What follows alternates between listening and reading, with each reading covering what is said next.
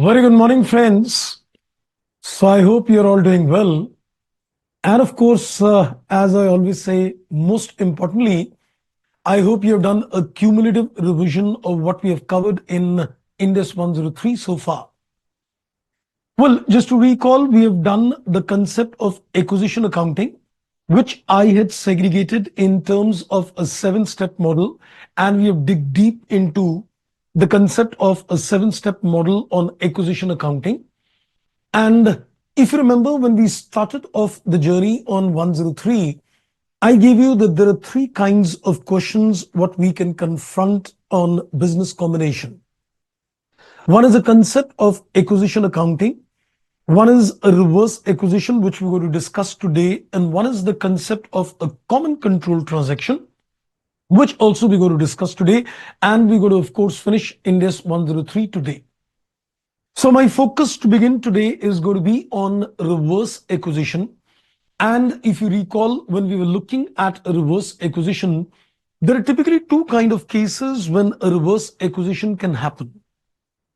Number one, if the consideration is primarily in terms of shares, there is a possibility. We're not saying that it is always a reverse acquisition, but there is a possibility that it might turn out to be a reverse acquisition.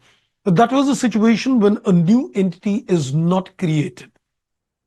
The other one was that if a new entity is created and the consideration is primarily in terms of shares, it is undoubtedly a case of reverse acquisition. So let me focus that there are two cases, and I'm going to do two illustrations with you on both the area. So one is when a new entity is not created and the consideration is primarily in equity shares, there is a possibility of a reverse acquisition. The second is if a new entity is created and in this particular case, the consideration is primarily in equity shares, it is undoubtedly a case of reverse acquisition. And I remember, somebody asking me also, so why would anybody go for a reverse acquisition? And I said, I'll answer that question. So today I'm going to answer that question also. Why would a reverse acquisition happen? What is the advantage in terms of the fact that I became the issuer of the shares and at the same time I lose the control of the company? So I give shares as a consideration to the shareholders of the acquiree. And I see that the legal acquiree is becoming an accounting acquirer. Why would one do so? We'll give all the answers to that as well. So let's begin the journey. And I'm going to first start the inputs on this. So good morning once again. And I guess Merry Christmas to all of you as well. Belated Merry Christmas, I would say. Okay. So let's begin the journey in terms of reverse acquisition. Let's begin the journey in terms of reverse acquisition. And as I said, let me first of all remind you that there are two situations when a reverse acquisition would happen. So this is just a quick recap of what we have done. That reverse acquisition is going to happen in two situations. I would say situation number one, when no new entity is created. So when no new entity is created, two existing companies enter into the deal, and it could be a case of reverse acquisition. Plus, the consideration, the PC is primarily in equity shares. The PC is primarily in terms of equity shares. So we're going to do one illustration on this. So this is a case which may be. We are not saying that it would be, it may be a reverse acquisition. So the two parameters, new entity not created and the consideration primarily in equity shares, it may be a case of a reverse acquisition. The second is a new entity is created. A new entity is created. And in this particular case, another condition is the purchase consideration is primarily in terms of equity shares. So that becomes a situation number two, that a new entity is created and the purchase consideration is primarily in equity share. This I give you 100% is a reverse acquisition. So this is undoubtedly 100% a case of reverse acquisition. So what we're going to do, we're going to do two examples, two illustrations with you. One is when no new entity is created, which may turn out to be a reverse acquisition, and one illustration example when a new entity is created and it is undoubtedly a reverse acquisition. Now, trust me, everything is exactly same in a reverse acquisition, just like acquisition accounting, except the calculation of the purchase consideration is slightly different.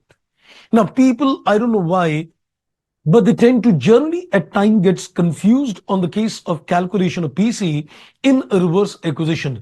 So what I'll do, I will give you all the kinds of permutation combinations, because one way is that you run away from the situation and the other is that you face the situation.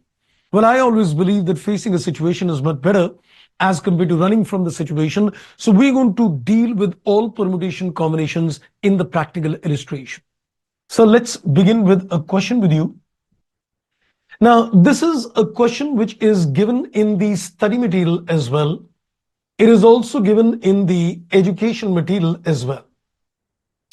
So let me now, I think, first read the question to you, and I'm going to explain the concept of accounting directly in a question. So be very careful as we read and analyze, because what happens, you're used to the concept of acquisition accounting and suddenly, we tell you what is done in a reverse acquisition. So you're going to make a little change in the mindset. Okay, let's read. It says on 30th September X1, entity A issues 2.5 shares in exchange for each ordinary share of B. And it says all the entity shareholders exchange the shares in B. Therefore, entity A issues 150 ordinary shares in exchange for 60 shares in B. Now, we are very clearly given that the shareholders of company B has got a total of 60 shares. A tells the shareholders of B, I'll give you 2.5 share for every one share. So again, 60 shares, he lands up giving a total of 150 share. Now, before reading further, let me just come back and see the balance sheet. Well, I guess if I look at the number of shares, we can see that A is got 100 ordinary share and B is got 60 ordinary share. So before I read the question further, let me take it further. I want to do a little quick analysis and give you some logic as well. So this is the company A Limited and this is the company B Limited.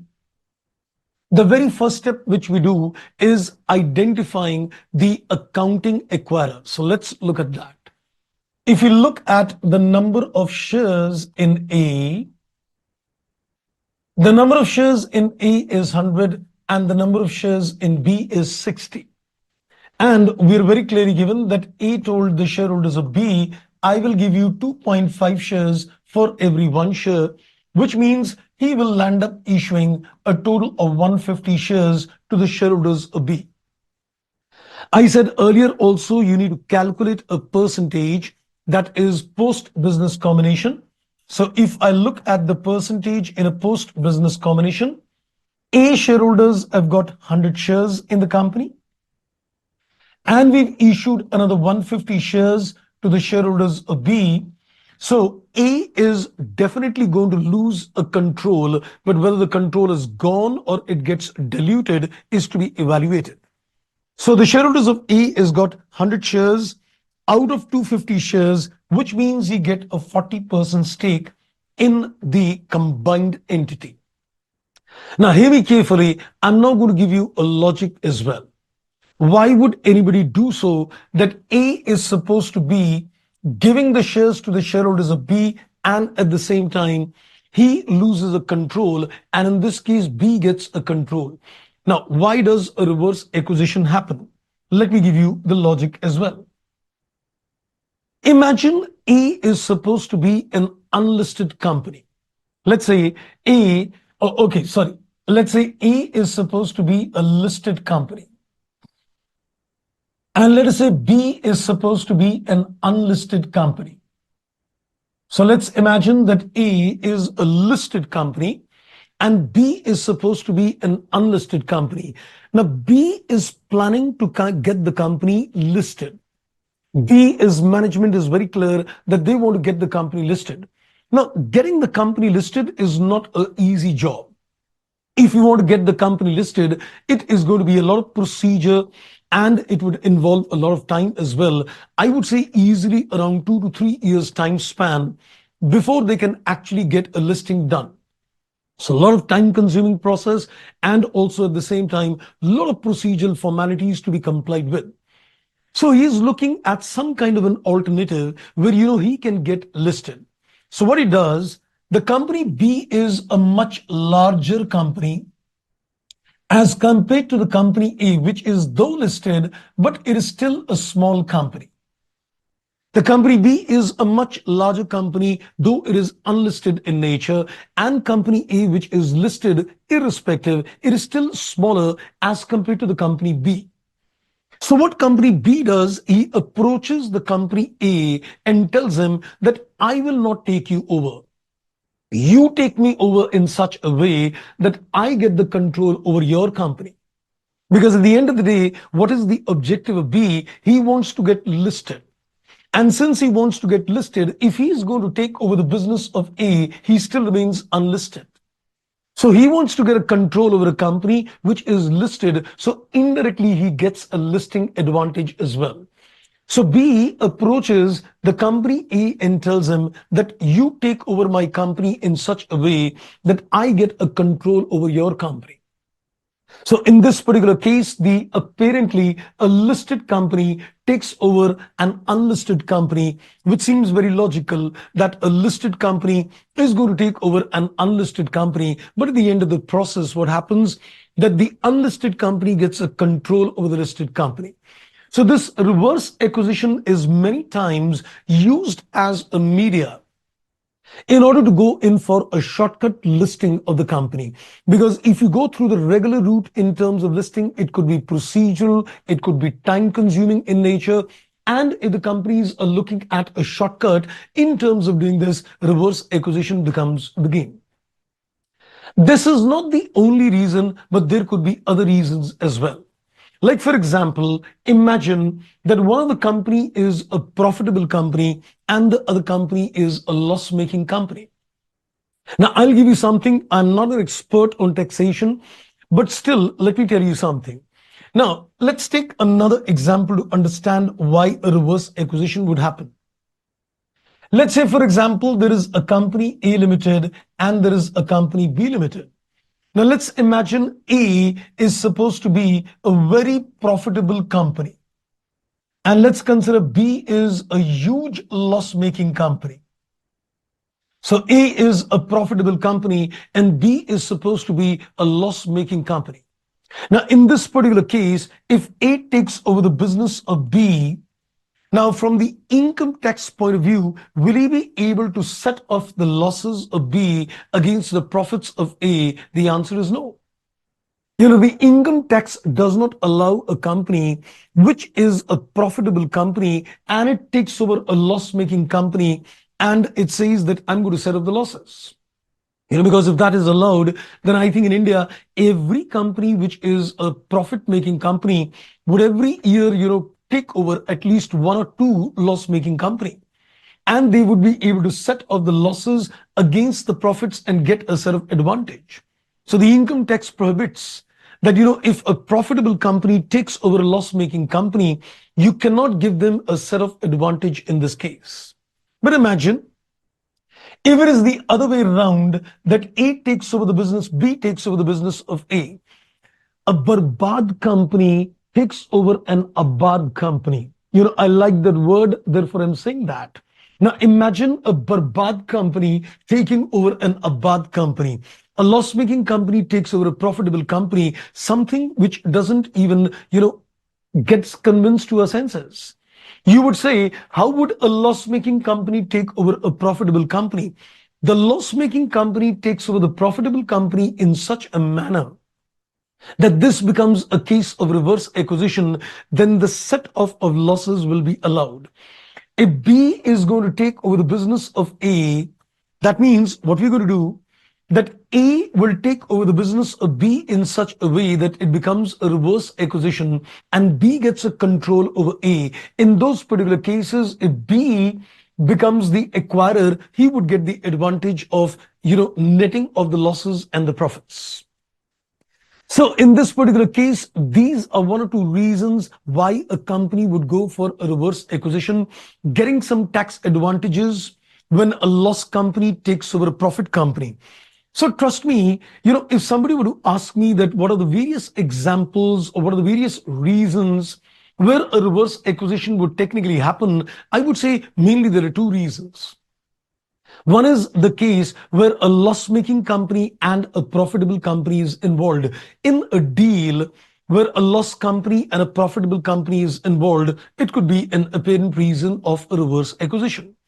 One is a case where there is an unlisted company and another one is a listed company. It is apparently seems to be that there could be a reverse acquisition. I hope your pending question in terms of why a company would think of a reverse acquisition gets answered. Let me still see if there are any questions coming further at this stage. Okay, that's wonderful. Okay. Illustration number in the study material, Uday. I'll let you know. There is, I think, a question number 2 in TYU2. Test your understanding at the back of the chapter. I think there is a particular question number 2, if I'm not wrong, which is dealing with reverse acquisition. Okay, now let's come back to the question. This was only to give you the logic of why a reverse acquisition. Let's have a look back. So we were looking at on 30th September, A issued 2.5 shares for every 1 share in B. And therefore, A lands up issuing 150 shares against 60 shares of B. The fair value of each ordinary share of B is 40. And the quoted price of A's ordinary share is 16. And then it says the fair values of A identifiable assets and liability. Did you notice something? If not, let me make you notice. In the very first para, he says that A is going to issue shares to the shareholders of B. So one thing is very clear, that the legal acquirer is A. So in this particular case, you would need the fair values of B if B is the accounting acquirer. Because if I go on the face of the question, we are saying that A is the legal acquirer. And if he's also the accounting acquirer for a time being, then we can say B is the accounting acquirer. So I would need the fair value of the net assets of B and not A. So the moment it tells me that the fair value, it says the fair values of entities A's assets and liability is given. This is again an indication that this is a reverse acquisition. Because we need the fair values of the accounting acquiree, and he's giving a hint enough that this is a case of a reverse acquisition. Otherwise, he would have given me the net assets of B at a fair value and not A. Then he says the assets and liabilities are same as the carrying amount, except that the fair value of A's non-current asset is 1500. The statement of financial position, the balance sheet of A and B immediately before the business combination is given. And he's very clear, he told us in the balance sheet itself that A is the legal acquirer, but he is the accounting acquiree. B is the legal acquiree and he is the accounting acquirer. He's not even asking me to make an assessment whether it's a reverse acquisition. He's clearly telling me that he is a legal acquirer but accounting acquiree. He is accounting acquirer, but a legal acquiree. Very clearly given that this is indicative, it is a reverse acquisition. So two hints given, one is a very apparent one and one is an indirect one. Then it says, assume that entities B earning for the annual period ended is 600 and the consolidated earnings is 800. Assume that there is no change in the number of ordinary shares of B during the annual period ending and during the year ended January till the date of reverse acquisition. So there has been no change in the number of shares of B. It says prior to the date of acquisition as well. Okay, that's a pretty simple and a straightforward question. Now, what we're going to do, we are going to solve this question on a step-by-step basis. Now, I would advise when it was a case of acquisition accounting, you did 7 steps. Now, once it is a case of reverse acquisition, I will do 6 steps. I'm not going to put any journal entry. We're just going to do the 6 steps till the calculation of the goodwill or the bargain purchase gain. And then he's asking you to make a balance sheet of the company post acquisition, which can be done. So let's begin. So we're going to start with the first step, and that is accounting acquirer. So let's go to step by step. The crucial step is the calculation of the purchase consideration. Rest is pretty easy. Now, let's get the step number 1. We need to get the accounting acquirer. We need to first of all identify who is the accounting acquirer, though I've already done that in my calculations, but I'm presenting it afresh. So we know that there is a company A and there is a company B. The number of shares in company A's balance sheet is 100, and the number of shares in the B's balance sheet is 60, and B is given 2.5 shares for every 1 share. So the number of shares issued to the shareholders of B is to the extent of 150. So let us calculate the post-business combination percentage held by the shareholders of A. So we can say A is got 100 shares in the company, and the total share capital of A post-business combination becomes 250. 100 shares and 150 shares given to the shareholders of B. So A gets a 40% stake post-business combination. So this is indicative that A's control is got diluted and he's also simultaneously lost a control. So we can say that A loses control. By giving the shares, he's lost control, he loses control. So we can definitely say that it is a reverse acquisition, which means who is the accounting acquirer? B is the accounting acquirer. Because the shareholders of A has got a 40% stake, so indirectly the shareholders of B have got a 60% stake. So A, by issuing shares, lost a control. He is left with 40%. The rest 60% belongs to the shareholders of B. B gets a control over A, and it's a reverse acquisition. Simple. Now let's go to the step number 2. And step number 2 is pretty simple and straight indeed. So in terms of step number 2, we need to get the date of acquisition. And the date of acquisition is very clearly given in the question at the very start. On 30th September, this was an acquisition done. So that's very clearly given. On 30th September X1, that becomes a date of acquisition. So date of acquisition is 30th September X1, that is acquisition date. And now let's go to the step number 3. Now, in this particular case, in step number 3A, are we given any tax rate in the question? No. Since there is no tax rate given in the question, the application of Ind AS 12 is not required. So we can say in this particular case, Ind AS 12 is not going to be applicable because we are not given any tax rate information, so we are safe. Then we go to the step number 3B, where you need to organize the net assets at a fair value. You need to create a list of the net assets at a fair value. Now be careful. Since you are now saying that A is the accounting acquiree, because B is the accounting acquirer, A is the accounting acquiree, you need to get the net assets of accounting acquiree. So when you're going to make a list of the net assets in a reverse acquisition, you need to consider the legal acquirer, or you can say the accounting acquiree. So we're going to take the net assets of A at a fair value. And that is the reason we were given the net assets of A, non-current assets fair value was given. So let's go back to the question and pick up the net assets. So we're going to pick up the net assets of A. We're only given that all the assets had a book value and fair value same, except the non-current assets, which is 1500. So current assets is 500. So we've got current assets 500, non-current assets is 1500. And I think that's it on the asset side.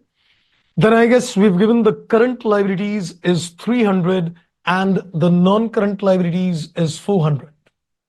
So we given the current liabilities is 300 and the non-current liabilities is 400.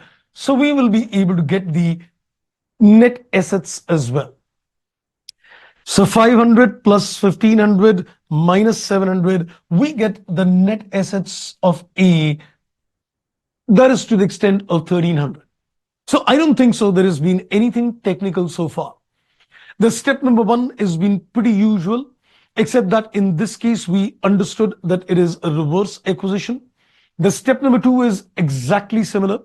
The step number three, A, was not applicable, and the step number three is also absolutely similar, except that the focus is to create a list of that company which is accounting acquiring. Okay, this is step number three. Now comes the most crucial step, and that is step number four. Now watch me carefully, friends, as we go on to the step number four, because here this might become slightly technical, and it will, So please hear me very carefully, because I'm going to give you something new at this particular stage as well. Okay, now watch this very carefully as I proceed. I'll go slow, but you need to get the point very clear. Now, in step number four, when you're calculating a purchase consideration, what do we do in terms of acquisition accounting? What do we do in terms of acquisition accounting? A gave the shares to B, so I take the fair value of the shares given to the shareholders of B. In case of reverse acquisition, PC is not what A gave, but PC is what B would have given. Please mind every word of what I say. So when you look at a reverse acquisition, you don't need to see what A gave. You need to see what B would have given, because ultimately the control came to B. So in terms of reverse acquisition, you need to see what B would have paid.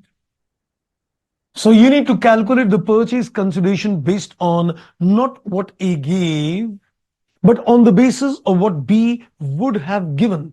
Now the question rises, how would I calculate what B would have given? Simple. We know one thing, that post-business combination, A got a 40% stake and B got a 60% stake. That's what we have calculated. This is the status post-business combination. Now let us calculate that if B would have issued the shares to the shareholders of A in such a way that B would have got a 60% stake in the company. So we need to understand that if B wanted a 60% stake in the company, how many shares would B would have issued to the shareholders of A in order to get a 60% stake? So let's consider that. So we know the number of shares in B company is 60, and he would have, let's say, issued X number of shares to the shareholders of A. We're calculating things from the point of view that if B would have given the shares to the shareholders of A in such a way that he wants to maintain a 60% stake in the company. So B company had a 60 shares in the company, and the total number of shares which would have been after B would have issued the shares to A, let us say would have been X. These would have been issued in such a way that he would have been able to maintain a 60% stake in the company. So let me put this once again. Your calculation of the purchase consideration is going to be in such a way that A gave the shares to B. That's not the PC. Your PC is if B would have issued the shares to the shareholders of A in such a way that he would have maintained that 60%, how many shares B would have given to the shareholders of A? So we can say B has got 60 shares in the company after he issues X number of shares to the shareholders of A. This is the total capital of company B. He would have given as many shares so that he is able to maintain a 60% stake. Solve the equation and you get the value of X. If you solve this equation, the value of X comes to 40 shares. This is what we can say what B would have paid. So B would have said, I give 40 shares to the shareholders of A, so that after giving them 40 shares, my capital would have been 100, 60 out of 100, I would have maintained a 60% stake in the company. So considering that if B is the accounting acquirer, how many shares he would have given to the shareholders of A so that he would have been able to fulfill his dream of maintaining a 60% stake in the company. So now we can say, if you want to calculate the purchase consideration, B would have given 40 shares in his own company. B would have given 40 shares in his own company to the shareholders of A. And what is the fair value of B share? What is the fair value of B's share? So let's see what is the fair value of B share.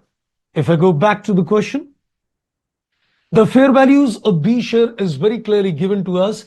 The fair value of B share is supposed to be 40 rupees per share. So we can say he would have issued 40 shares into 40. That works out at 1600. That becomes the purchase consideration. I hope, friends, you've been able to catch up with the concept of the calculations, right? Okay, so let me just consolidate because I have more to add. I've got something more to add at this particular point. So let me put this once again and hear me carefully that what are we doing in this particular case. Remember, when it is a case of a reverse acquisition, you don't have to consider what is actually issued. Mind the words carefully. I'm saying when it is a reverse acquisition, you don't need to see what is actually issued by A. You have identified that B is the accounting acquirer. So you need to see that if he would have actually issued the shares, how many shares he would have issued. And this is based on the presumption that we already know that when A gave the shares to the shareholders of B, they got a 60% stake in the company. So B's ultimate objective was to get a 60% stake in A. So you can say he wanted a 60% stake in the combined entity. So we need to first of all understand what B wanted. So once you've calculated the percentages in step number 1, that A gets a 40% stake and the shareholders of B get a 60% stake, that 60% becomes a base for me. That is what B dreams of. So you need to take that as a base, that B is dreaming that he wants a 60% stake in the combined entity. Take that as a base. And now with that 60% base, we're going to calculate that if B would have given the shares to the shareholders of A, let's say he would have given X number of shares to the shareholders of A, such that he is able to fulfill his dream. So we're going to calculate that if B would have given the shares to the shareholders of A, so that he would have been able to fulfill the dream of getting a 60% stake in the company, he would have actually issued a 40 shares. So the purchase consideration is what B would have issued to get a 60% stake. So 40 shares would have been given by B in his own company to the shareholders of A. To fulfill his dream, the purchase consideration becomes 1600. I hope, friends, I am pretty clear. Do send me a message. Then I want to take it a little further. I hope I am pretty clear so far at this particular stage. Now there is something more interesting. What has also been reflected in the study material as well, and it's also given in the Indias, in the standard, in para number 33. You don't need to remember the para, but I just remember it, that there is a para number 33 in Index 103, which gives me a very interesting input. You know what para number 33 tells me? The para number 33, because what I've given you so far is the inputs given in Appendix B. The calculation of the purchase consideration which I've given you is based on para number B20, Appendix B. You don't need to remember the para, I just remember it. So this calculation of PC which I've given you is based on the para number B20 in terms of Appendix B. But there is another para number 33 in the standard which tells me if your consideration is only in equity shares, mind the words. The para number 33 says that if the purchase consideration is only in equity shares, nothing else. If the purchase consideration is only in equity shares, now becomes the catch. It says if the purchase consideration is only in equity shares, you should not see that the PC is what you gave. The PC is what you acquired.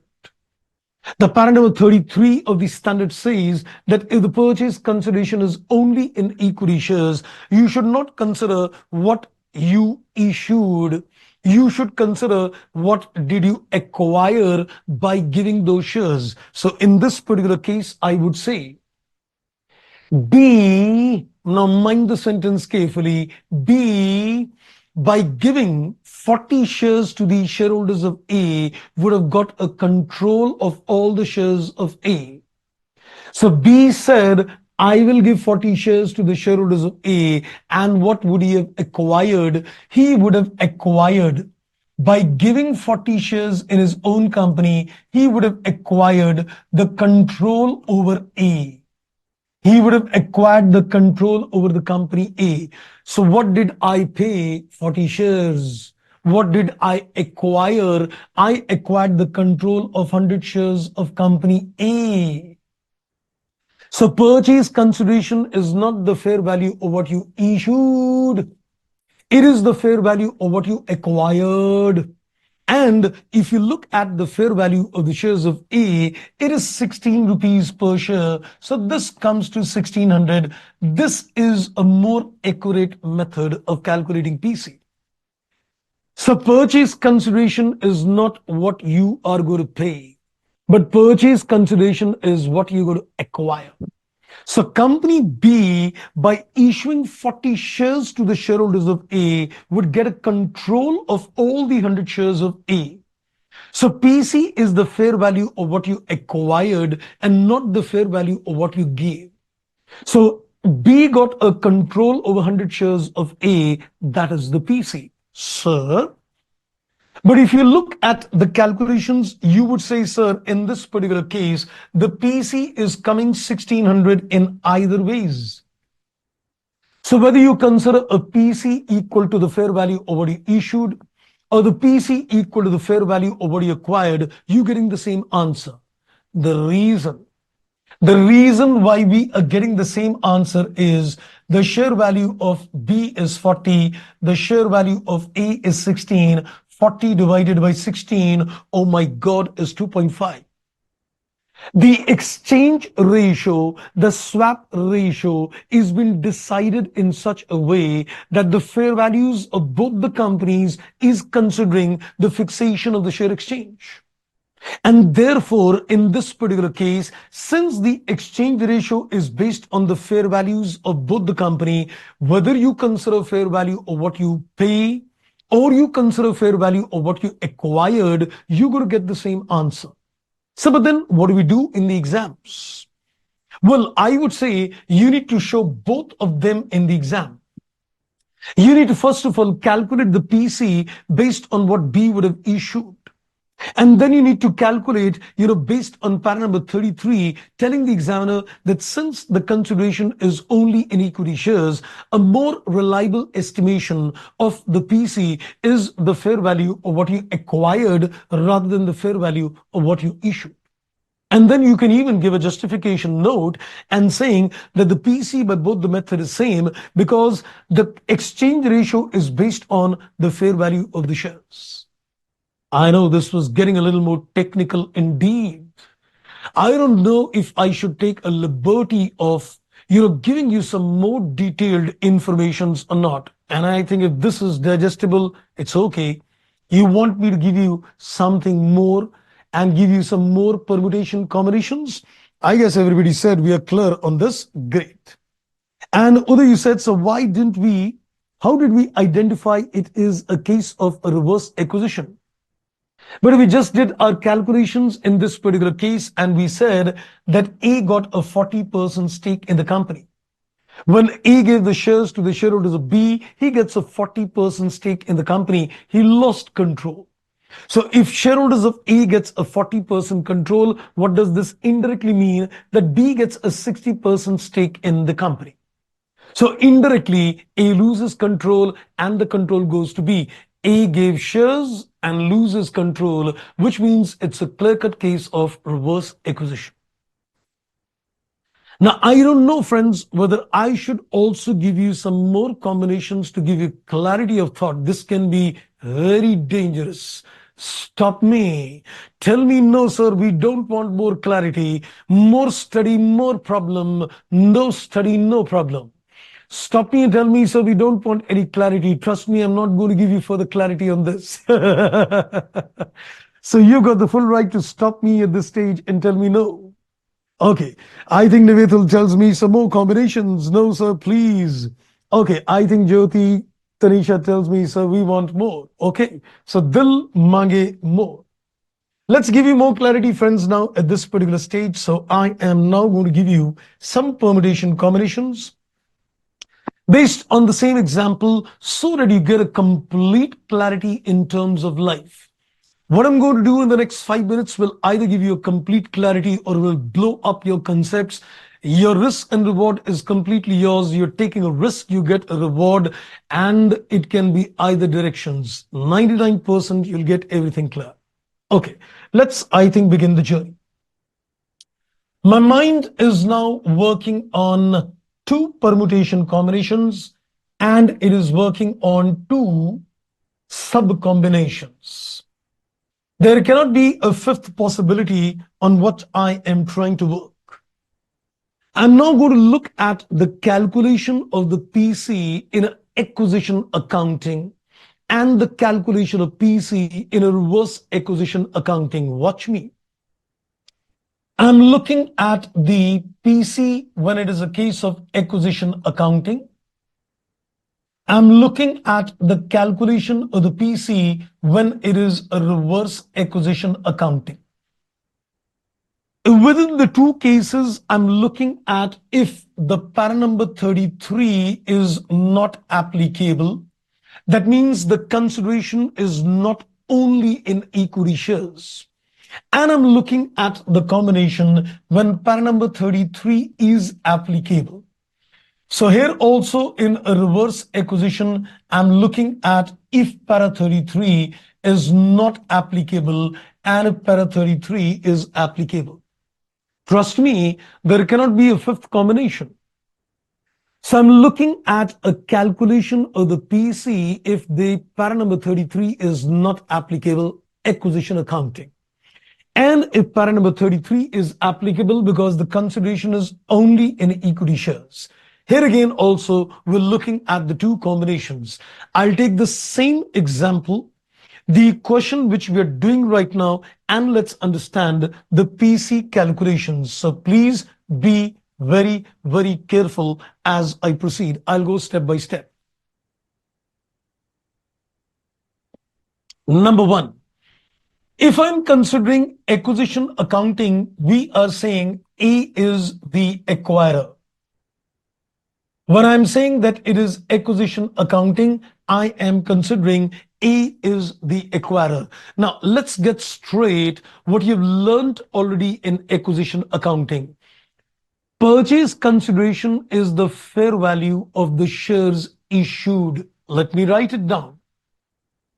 It is the fair value of shares issued. It is the fair value of the shares issued. That's the focus. How many shares did A give to the shareholders of B? 150. In the example, A gave 150 shares. So what is the fair value of these shares?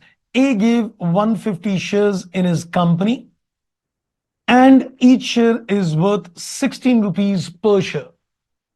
A said, I am giving 150 shares to the shareholders of B at the rate of 16 rupees per share. So the purchase consideration becomes 2400. This is what we have done as acquisition accounting. Fair value of what you gave, fair value of what you issued. I think that's pretty easy to understand. Now, if para number 33 is applicable because the consideration is purely and purely, or I would say only and only in shares, what is more reliable is to consider the fair value of shares acquired. So what is more relevant is that you consider the fair value of the shares acquired. Don't see what you gave. See what did you acquire by giving something. It's like I have given shares to acquire a machine. So you need to consider the fair value of the machine, what is acquired. So when A gave 150 shares to the shareholders of B, he gets a control over the 60 shares of B. So when A gave 150 shares to the shareholders of B, he gets a control over the 60 shares of B. And each share of B is worth 40, and this works out at 2400. Oh my God. Is this by chance the same? Well, I would say it is by chance the same. Reason? The exchange ratio is based on the fair value. 40 divided by 16 is 2.5. Therefore, since the exchange ratio is based on 40 and 16, that is 2.5. Therefore, the fair value of what you gave and the fair value of what you acquired is equal. I hope the two cases are absolutely clear. Vouch me. So vouch me in this particular case. So I guess I am clear with this. And Nivitul, you said, so what is applicability criteria of para 33? But a para number 33 would apply if your purchase consideration is only in equity shares. If the purchase consideration is only and only in equity shares, not primarily, it is only. So we can say if the consideration is only in equity shares, para 33 would trigger in this case. Correct? I hope I am absolutely clear on these permutation combination. So in ordinary situations, how do you calculate a PC? Fair value of what I gave. But the PC is only in equity shares. You rather consider the fair value of what you acquired. Look at my hand directions carefully. So I'm saying instead of considering what you gave, you should look at what you got. I hope I'm clear. Yes, great indeed. Now let's go to the case where we are saying it's a reverse acquisition. And if it is a case of a reverse acquisition, if it is a case of a reverse acquisition, I would say B is the acquirer. If it is a case of a reverse acquisition, I would say B is the acquirer in this particular case. So let's consider if para number 33 is not applicable, then what do you need to think? What B would have issued? Mind the words. Here I said fair value of shares issued. Here we are saying fair value of shares which would have been issued. Which would have been issued. So instead of considering what is issued, you need to consider which would have been issued. Look at the transit. What is actually issued, what is actually acquired. And here we're looking at what would have been issued and what would have been acquired. What would have been acquired. So in this particular case, we are saying fair value of the shares which would have been issued. We've just made the calculations that B in order to get a control over the combined entity would have given 40 shares to the shareholders of A. So the number of shares which B would have issued in his own company would have been 40 shares, and each share is worth 40. So the consideration is 1600 that we've already seen. that the fair value of the shares which would have been issued, what B would have given to the shareholders of A to maintain that 60% stake. And if I consider now that if para number 33 is applicable, I should consider fair value of shares, on which control is acquired. On which the control is acquired. So what is the number of shares on which the control is acquired? So we said that B, by giving 40 shares, would get a control over the shares of A. He would get a control over all the 100 shares of A, and each share is worth 16, and that also works out at 1600. That we've already done. And here again, if you ask me that this is the same, I would again say that this is by chance the same and not got to be. Because the fair value of 40 divided by 16 is 2.5. Since the exchange ratio is based on those value, it is again by chance the same. I hope this gives you a complete clarity in terms of when it is acquisition accounting para 33 not applicable, when it is acquisition accounting para 33 applicable. Reverse acquisition para 33 not applicable. Reverse acquisition when para 33 is applicable. You need to be very clear. And para number 33 is going to be applicable only and only if the consideration is only in terms of equity share. In a question, if the consideration is in any other form other than equity shares, para number 33 cannot trigger. I think I've taken the risk. I hope the risk is going to give you the award as well. I guess I got the answer. Yes, we are clear. Super clarity. Thank you. And absolutely clear. Wonderful indeed. Okay, so let's get back to the steps now. So let's come back to the steps. So we were on step number 4. We've done the calculations of the PC. Now let's go on to the step number 5. So let's go on to the step number 5 now. Step number 4 is done. Now let's have a look at step number 5. So in terms of step number 5, we need an NCI, and there is no NCI in the question because all the shares are acquired. So as far as step 5 NCI is concerned, it is 0. So finally, we come to the step number 6 in this particular case, and step number 6 is calculating the goodwill or the bargain purchase gain. That is nothing but indirectly a capital reserve. Now remember, when you're calculating the goodwill, you're going to do similar calculations what you did earlier. Absolutely similar calculations. So we're going to consider the purchase consideration based on the step number 4, which you've just done. That was 1600. And to this, you're going to add the NCI. There is no NCI in this case. So this total becomes 1600. And you're going to compare this with the net assets at a fair value, which you've already organized in step number 3, and that was 1300. So we're going to get a difference that is 300. It becomes goodwill. Well, so I think the only crucial step is in terms of step number 4, PC. Step 1 is easy, same. Step 2 is easy. Step 3 is easy. Step 4 is crucial. 5 and 6 exactly similar to what you've done. Okay, now finally, there is no journal entry required. We are in a position to now make a consolidated balance sheet.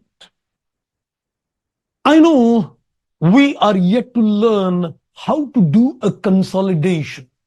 But I guess you have some basic knowledge in terms of consolidation, that when you do a consolidation, you aggregate the assets and liability of both the companies put together.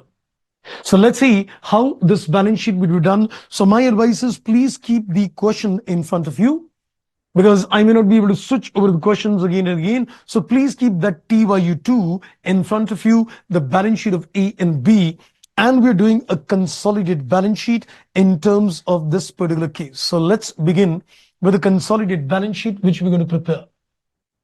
So let's start with the asset side and look at my calculations very carefully. because which item is taken at a fair value and which item at a book value is going to be important. So first, let me tell you, we've got A and we've got B, and we need to get the consolidated balance sheet in terms of total focus point.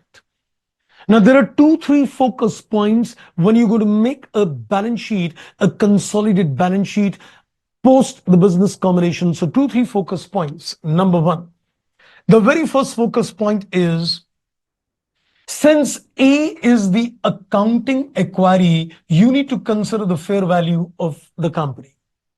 Because what do you need to do? The company which is accounting acquirer, you would take for the accounting acquirer the book values. And for the accounting acquiree, you need to consider the fair value when you draft the balance sheet. So let's begin with the asset side. The first item in the asset side is the non-current assets. And the non-current assets of A is got a fair value, which is to the extent of 1500. And B is the book value, which is 3000. So that works out at 4500. That is focus one. Rest all the assets, liability, book value, fair value is same. So let's consider the current assets. The current assets of A is 500 and B is 700, and that works out at 1200. So this is as far as the assets are concerned, done. So my asset side of the balance sheet is coming to 5700. Okay, we've also got a goodwill. So let me also consider the goodwill as well. And the goodwill, what we have calculated is 300. So the asset side is done. That works out at 6,000 assets. So the focus in terms of asset is accounting acquiree fair value and accounting acquirer book value. Now let's go to the liability side. And in terms of the liability side, we've got equity and liability. And in terms of equity, we're going to consider the equity share capital. Now comes a very important input focus number two. The first focus is whose fair value? Accounting acquiree, and book value for the accounting acquirer. Now the focus number two. This is focus one. Now the focus number two. When you consider the equity share capital, your focus is on number and the focus is on the amount. So when you consider a number, you need to consider that what is the number of shares in the balance sheet of A. Because ultimately the shares are those which are actually issued. So when you go to consider the number of shares, you need to focus in terms of the company A, legal acquirer. The number is going to be based on what is actually in existence, based on the legal acquirer. Company A had 100 shares and they gave 150 shares to the shareholders of B. So the number is based on the legal acquirer. Because ultimately, the responsibility in terms of making the consolidated balance sheet is of A, the legal acquirer. So the number is going to be based on the legal acquirer, but the amount is going to be based on B. The amount is going to be based on the accounting acquiree.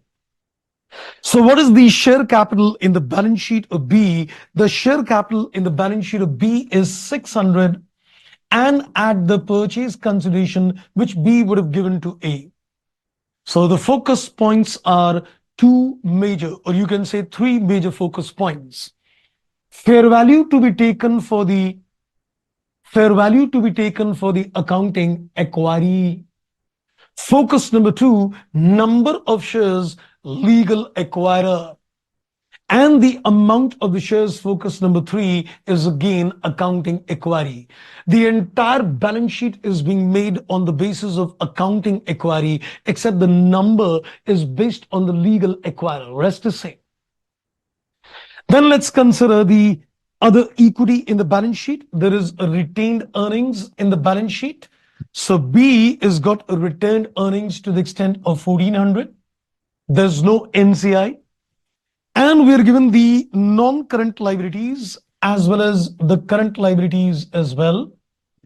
So non-current liabilities of A is to the extent of 400 and B is to the extent of 1100. That makes it a total of 1500.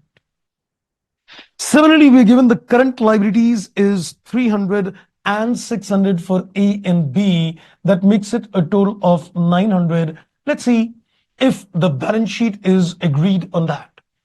So every figure in the balance sheet is being taken from the accounting equerry's perspective, except that the number is taken from the legal acquirer perspective.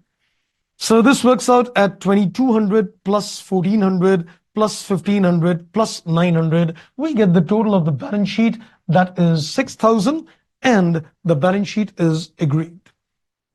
This was reverse acquisition when new entity was not created, and in this particular case, it turned out to be a reverse acquisition.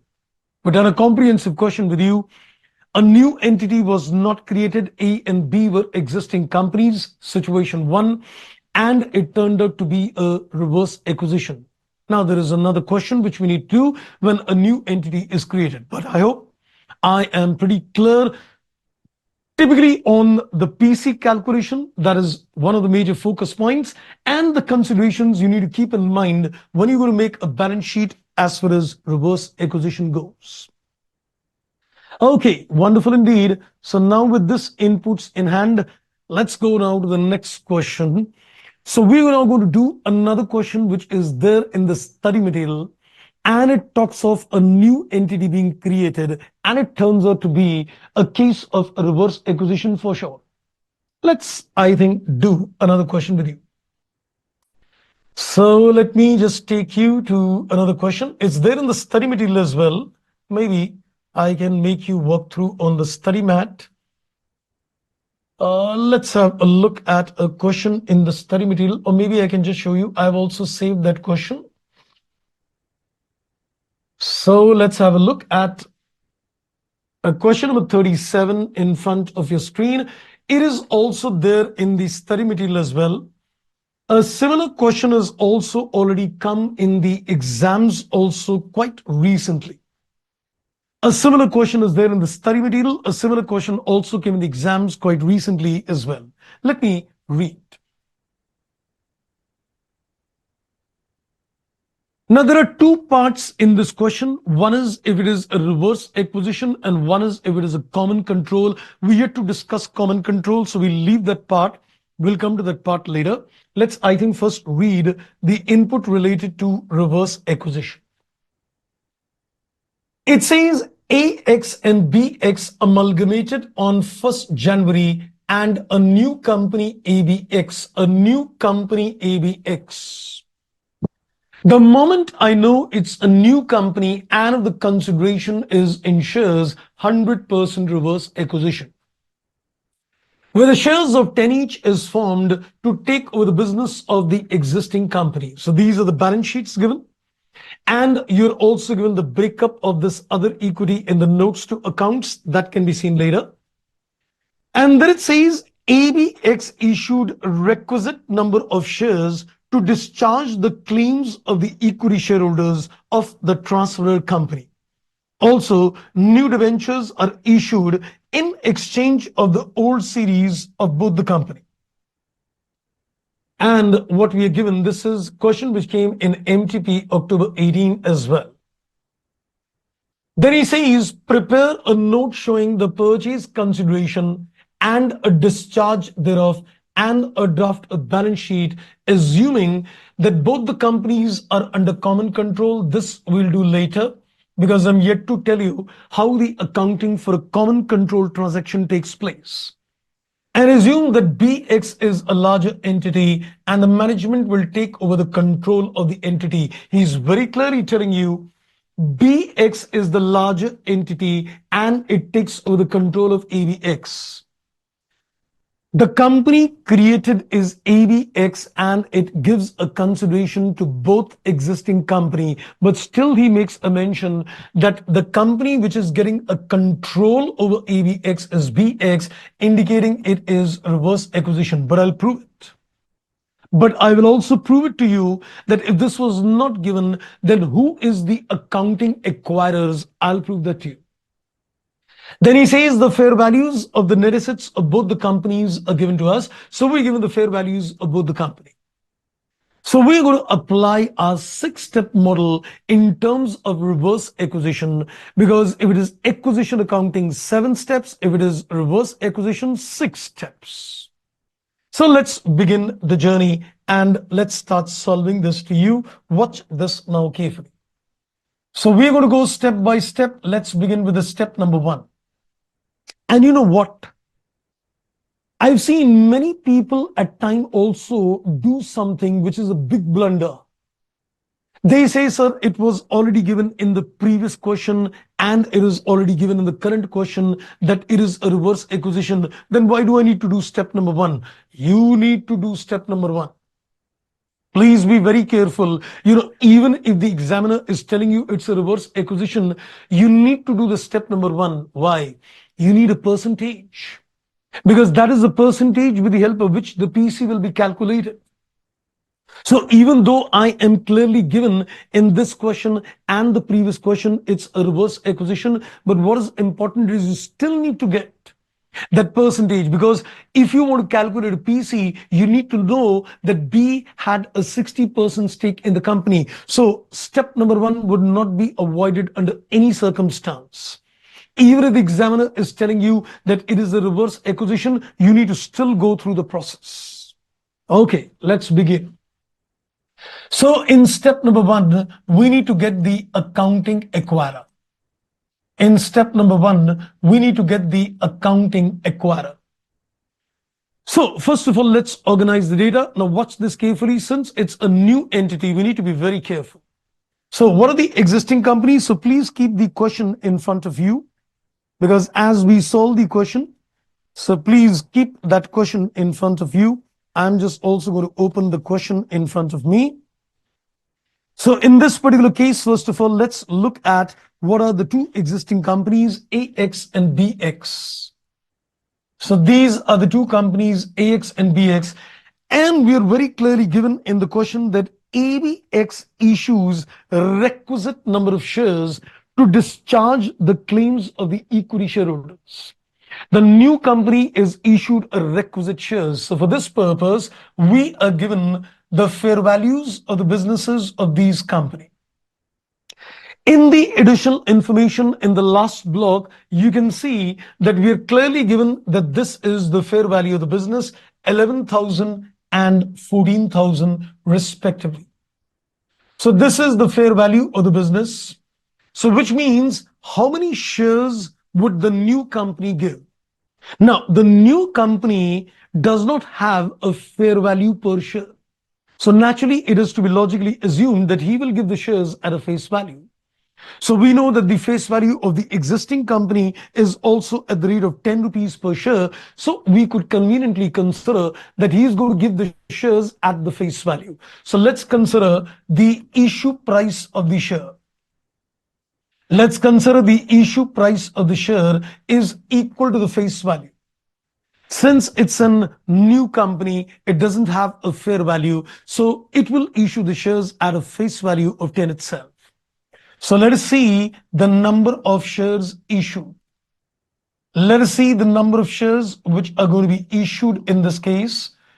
He will give 1100 shares to AX and he will give 1400 shares to BX. The total number of shares to be issued to both the companies put together is to the extent of 2500 shares. Now, we can very well see that the company ABX has given the shares to AX and BX. So let's consider what is the percentage stake AX gets in ABX. AX is getting 1100 shares. AX is getting a total of 1100 shares out of 2500 shares in ABX. Similarly, BX is getting 1400 shares out of 2500 shares in ABX. Mind the words. AX is getting 1100 shares in ABX out of 2500 and BX is getting 1400 shares out of 2500 shares in ABX. If you calculate the percentage, it comes to 44%. And if you calculate this percentage, it comes to 56%. I don't think so. I need to tell you that who is getting a control over this company? Can I say he's getting a 44% stake in ABX? He's getting a 66% stake. So he is getting a control over ABX. And it was already given in the question that BX is a larger entity and he's going to get a control over ABX. In spite of that, I wanted this percentage for the PC. Therefore, we've done the calculations. Right? So this step proves me that who is the accounting acquirer? We can say BX becomes the accounting acquirer in this case. Your calculations in the examination should show very clearly your computations at each stage. It sends a signal, that you got a complete clarity of thought. And trust me, if you reflect the calculations clear, the examiner would definitely get impressed that yes, you are having the correct knowledge. Okay. So this was step number 1. Now let's go on to the step number 2. The step number 2 is pretty easy. That is getting the date of acquisition, and that is very apparently given in the question. So let me go back and see what is the date of acquisition. It says that is 1st January X2. That is the date of acquisition. 1st January X2 becomes the date of acquisition. Let me still see in between if questions are coming in, because I just went on. Yes, I think everything is going good. Okay, so now with this input, we go to the step number 3. And in terms of step number 3A, we need to first of all apply the concept of Ind AS 12. Fortunately, unfortunately, no tax rate is given in the question. Since no tax rate is given in the question, I'm saved with the trouble of Ind AS 12. And you know what? In all the cases of reverse acquisition, I've seen 2 interesting inputs: no Ind AS 12 application and no NCI. I'm yet to see a question where there is an Ind AS 12 on a reverse acquisition or there is a concept of an NCI on a reverse acquisition. Anyway, we don't want to get into too many details. Then we go to the step number 3B, where we need to organize the net assets at a fair value. And which company are you going to consider? AX is the accounting acquiree and BX is the accounting acquirer. So when you go to consider the fair value of the net assets, you need to consider the accounting acquiree. Because remember, in a reverse acquisition, especially when you're creating the list of the net assets, your focus is that we need to consider the accounting acquiree. AX is the accounting acquiree and BX is the accounting acquirer. So let's consider the net assets of AX. We're given a couple of information. So we are given the net assets of AX at a fair value is given. So we'll pick up these values. And for other values, we'll see the balance sheet. So let's have a look at the balance sheet of AX, starting with PPE. So in the balance sheet, PPE, the fair value is given in the additional info, 9,500. The next item is investments. We are not given any fair value. So let's consider the book value. So for those assets where the fair value is not given, take the book value. Next in the balance sheet is inventory, and that is appearing at 1,300 fair value. So I'm moving with the items given in the balance sheet in the same order. And I'm just looking at the fair value. The only fair value given is for PPE and inventory. The rest we are going to consider book value. Then there is a trade receivables, 1,800. Then there is a trade receivables that is 1,800. Then there is a cash and cash equivalents that is 450. So these are all the assets in the balance sheet of AX. Then as far as liability is concerned, we given 12% debenture. So let's reduce 12% debenture. And the 12% debenture is 3,000. And then there is a trades payable, and the trades payable is appearing in the balance sheet at 1,000. So we've taken all the assets and liability, and except for PPE and inventory, everything is taken at a book value because we're not given any fair value. So 9,500 plus 1050 plus 1300, 1800, 450, and this is 4,000. This works out at 10,100. That is the net assets at a fair value. Okay, simple and straight. So step number one is done, step number two is done, and step number three, A, not applicable. And step number three, we've organized the net assets at a fair value. That is not complicated. Now comes the interesting element in terms of calculating the purchase consideration. Let me ask you something. Do you think para number 33 is going to be applicable in this case as well? Is the consideration purely in the form of equity shares? Is there any other consideration given?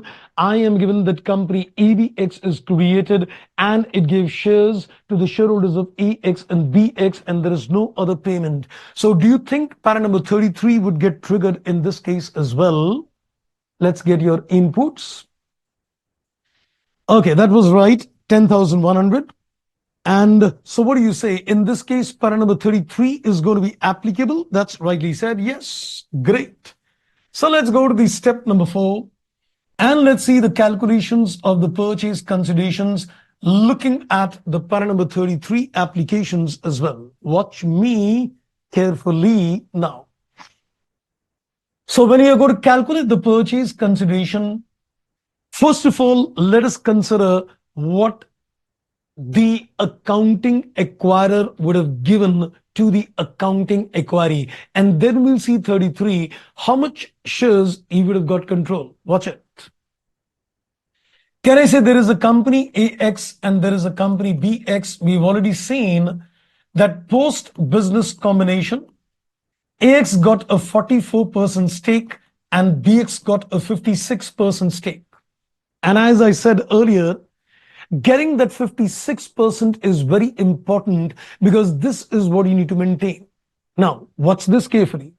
We need to consider that if BX wants to maintain a 56% stake in the company, how many shares he would have issued to AX? Look at the balance sheet of BX. How many shares he has got in the balance sheet? BX has got a total of 7,000 capital, 10 rupees each. So company BX has got 700 shares. Let us say he would have issued X shares to the shareholders of AX in such a way that he would have got a 56% stake in the company. So we are calculating that if BX would have given the shares to the shareholders of AX, how many shares we would have given so that he is able to maintain the percentage of 56%. His dream is that he wanted a 56% stake in the combined entity. So if he wants a 56% stake, how many shares should he issue to the shareholders of AX? He has got 700 shares in the company, and let's say he would have issued X number of shares. So let's see what is the value of X. I guess if I calculate the value of X, it comes to, I guess, 550, if I am correct. So this is coming to, yes, 550 is the number of shares. So BX would have issued a total of 550 shares to the shareholders of AX in order to maintain a 56% stake in the combined entity. Now, I need to multiply this with the fair value per share in order to calculate the purchase consideration. Am I given the fair value of the share of AX and BX in the question? No. But I'm given the fair value of the business. With the help of the fair value of the business, I will be able to calculate the fair value per share as well. So let's do one thing. Let us go on to the calculations and just make a small working note. So we have got the companies AX and BX, and we are given the fair value of the business, and we can divide this by the number of shares. And we can organize the fair value per share as well. So we're just organizing a small working note. We know the fair value of the businesses. the number of shares in the company, and we will be able to get a fair value. In the previous illustration, there is A and B, the fair values of A and B was given. Here it is indirectly given because he gave you the fair value of the businesses in this case. So the fair value of the businesses of AX is 11 and BX is 14. And if you go to the number of shares in the balance sheet, AX has got a total of 600 shares and BX has got a total of 700 shares. So let's calculate the fair value per share. 11,000 divided by 600, it is 18.33. And 14,000 divided by 700, it comes to 20 rupees per share. So we just made a small working note so that we are able to organize what is the fair values of the shares of AX and BX. Okay, now let's come back and let's calculate the purchase consideration.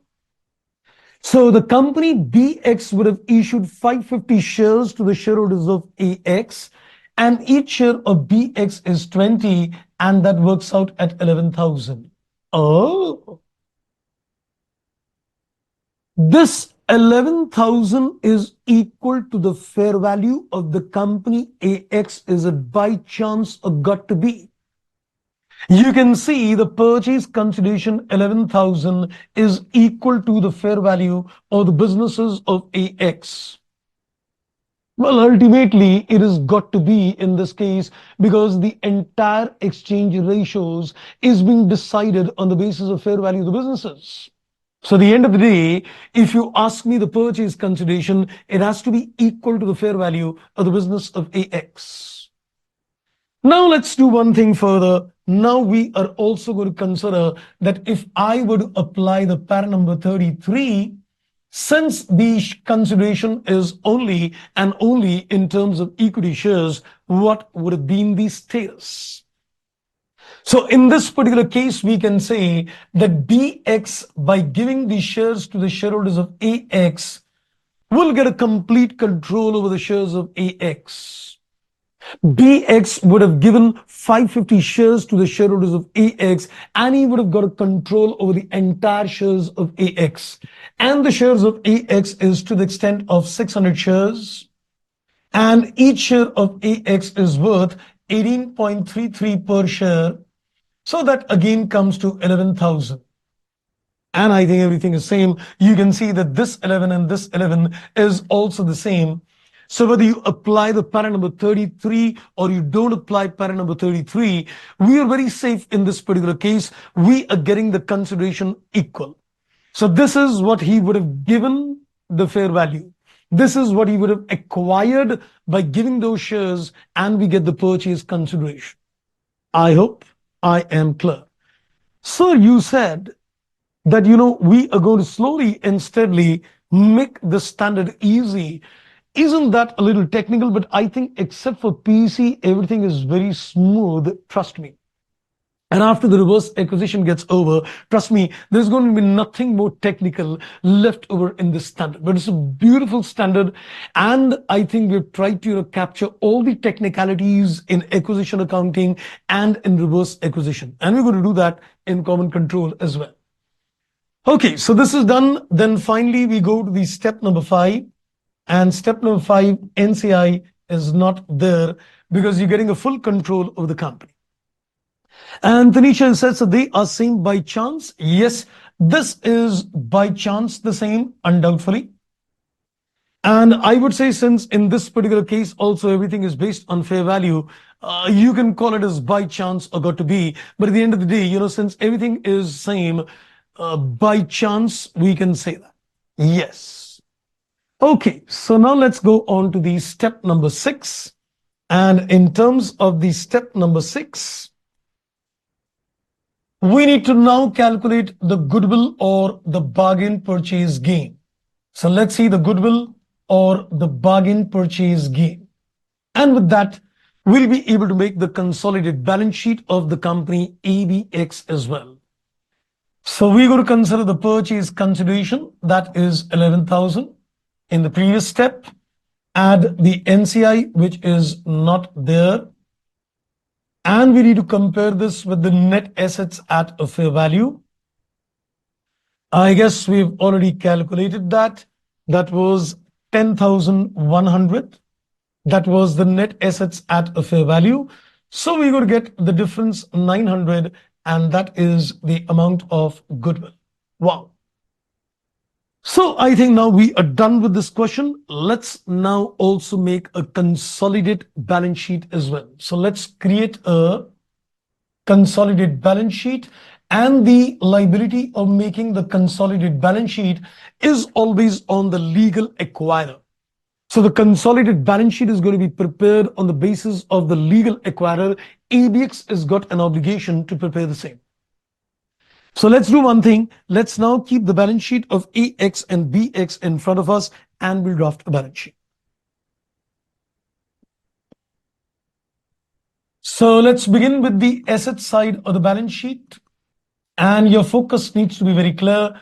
You've got AX and BX. So your focus is AX is going to be fair value and BX is going to be book value. Since you are considering AX to be accounting acquiree fair value, BX is accounting acquirer, you need to consider book value. So let's begin with the non-current assets on the balance sheet. We've got a PPE, and we've got a fair value of AX is 9,500, and the book value of B is 7,500. So that works out at 17,000. This is what is going to appear in the total column. And then we're given the investments. So as far as investment is concerned, no fair value. So that works out at 1050 for AX and 550 for BX. I guess that works out at 1600. Then next we are given current assets, where we're given the inventory. So inventory, we are of course given a fair value. So inventory is appearing at 1300. And BX, the inventory is 2750. That works out at 4050. Then there is a trade receivable, that is nothing but account receivable, and that is 1800 and 4000. They're taken at a book value, fair values are not given, 5800. And then there is a cash and cash equivalents, and this is to the extent of 450 and 400. That makes it a total of 850. And I think least we forget, we also need to consider a goodwill as well. The goodwill is going to appear in the total column at 900. I think that's it on the asset side. So let's see the sum total of the assets. 17,000, 1600, 900, 4050, 5800, and 850. That is coming to 30,200 is the total of the balance sheet. Okay, now this was the focus number one, whose book value and whose fair value. Now the number of share and the amount. So we're going to consider the equity and liabilities. So let's consider the equity share capital in terms of number. Who is the legal acquirer? ABX. So number, according to ABX, I think he gave a total of 2,500 shares. And as far as the amount is concerned, we can take the figures of BX.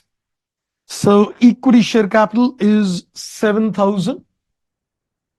And the purchase consideration is 11,000. So 7 plus 11, BX plus the PC. Then we've got the other equity in the balance sheet. And the other equity in the balance sheet is 2,700 for BX. Then let's consider the non-current liabilities.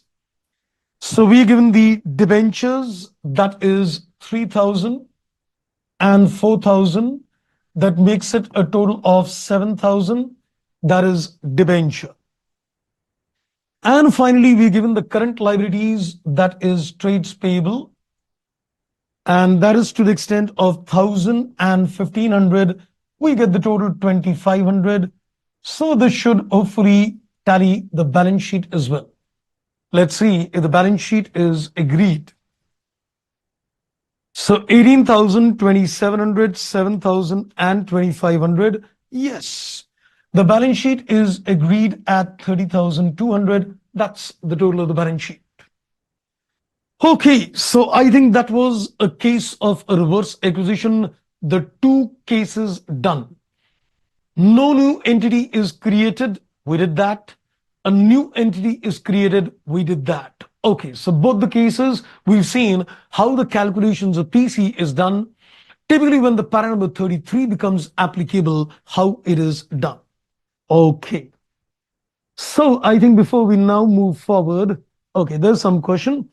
And Tanisha, you said, so in whose separate financial statements will goodwill appear?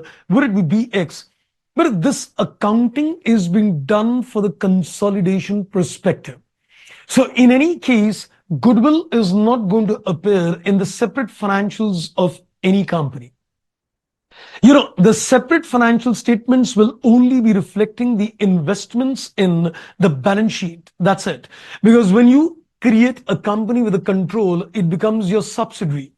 So in your separate financial statements, if you remember, we're going to apply Index 27, where only the investments would be appearing in the separate financials. The concept of goodwill and the concept of aggregating assets liability is typically related to the consolidated financial statements, right?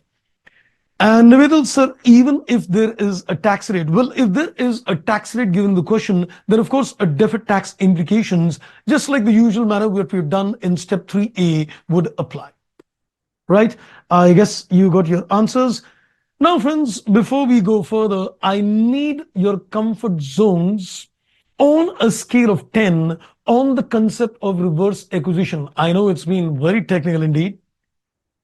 Because I think if you look at especially the concept of PC, it is a little more technical indeed.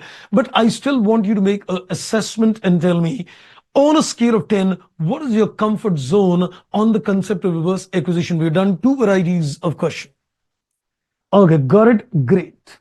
And Suraj, you said, so in Inter, we learned to show minority interest in CFS. Where does that air? Well, in this case, as said earlier, minority interest is called NCI. The non-controlling interest is a synonymous term as what you used to do in intermediate. So there we used to call it as MI. Here we call it as NCI. But in both the two cases, what we've done today, since there is no NCI, no outsider, so therefore there is no NCI in this case, right? Okay, we got a first score that is 8 out of 10. That's great. Let's get some more comfort zones, friends, on this. In the meantime, now let me take it further. So we're done acquisition accounting. We're done reverse acquisition. Now is the agenda that is common control transactions. Okay, so let's now do the next area of discussion, and that is common control. That is called common control transactions. Very easy. And it is very straightforward accounting. If you get questions on common control, it is very, very simple. Okay, we didn't get much more comfort zones on that, friends. Oh my God, that was quite a dangerous question to ask you. Okay, I know this was a little technical indeed, but taking a self-assessment is always good. You know where do you stand, and then you can work upon that as well. Okay, so anyway, let's I think now take it further. So I'm first going to give you a little inputs on common control transactions before we take it further. So I will give you a break. I know your mind must be a little tired as well, but let me just quickly create some base on a common control before we go further. Okay.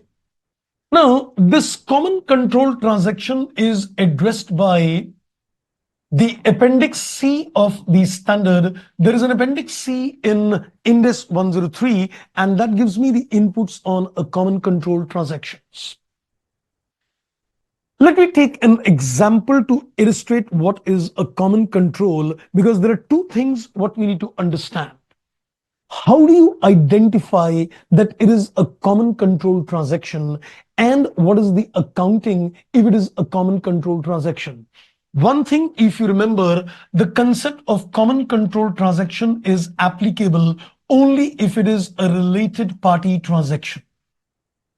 The concept of common control is going to be applicable only when the parties dealing with each other have got a related party. Let's take a simple example.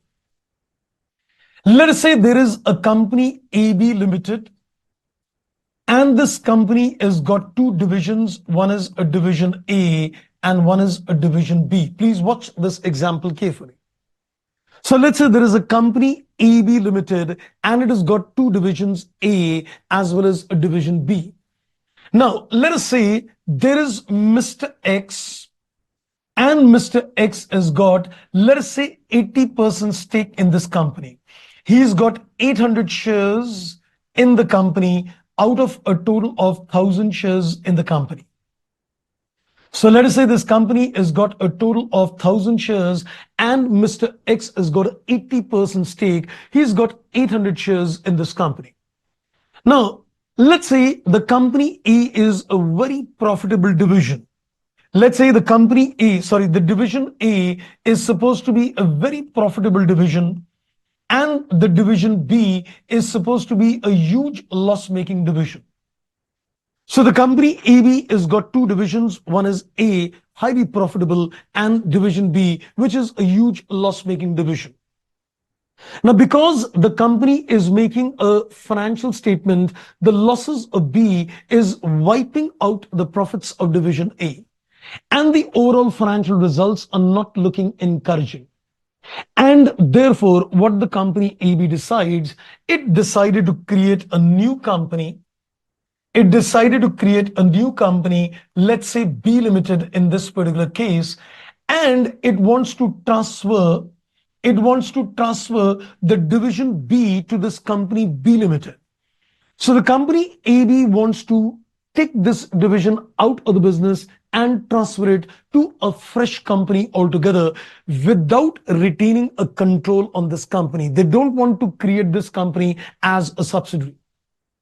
Because if they're going to create this as a subsidiary, then both the companies will be consolidated and the financial results will look the same, which they were looking earlier.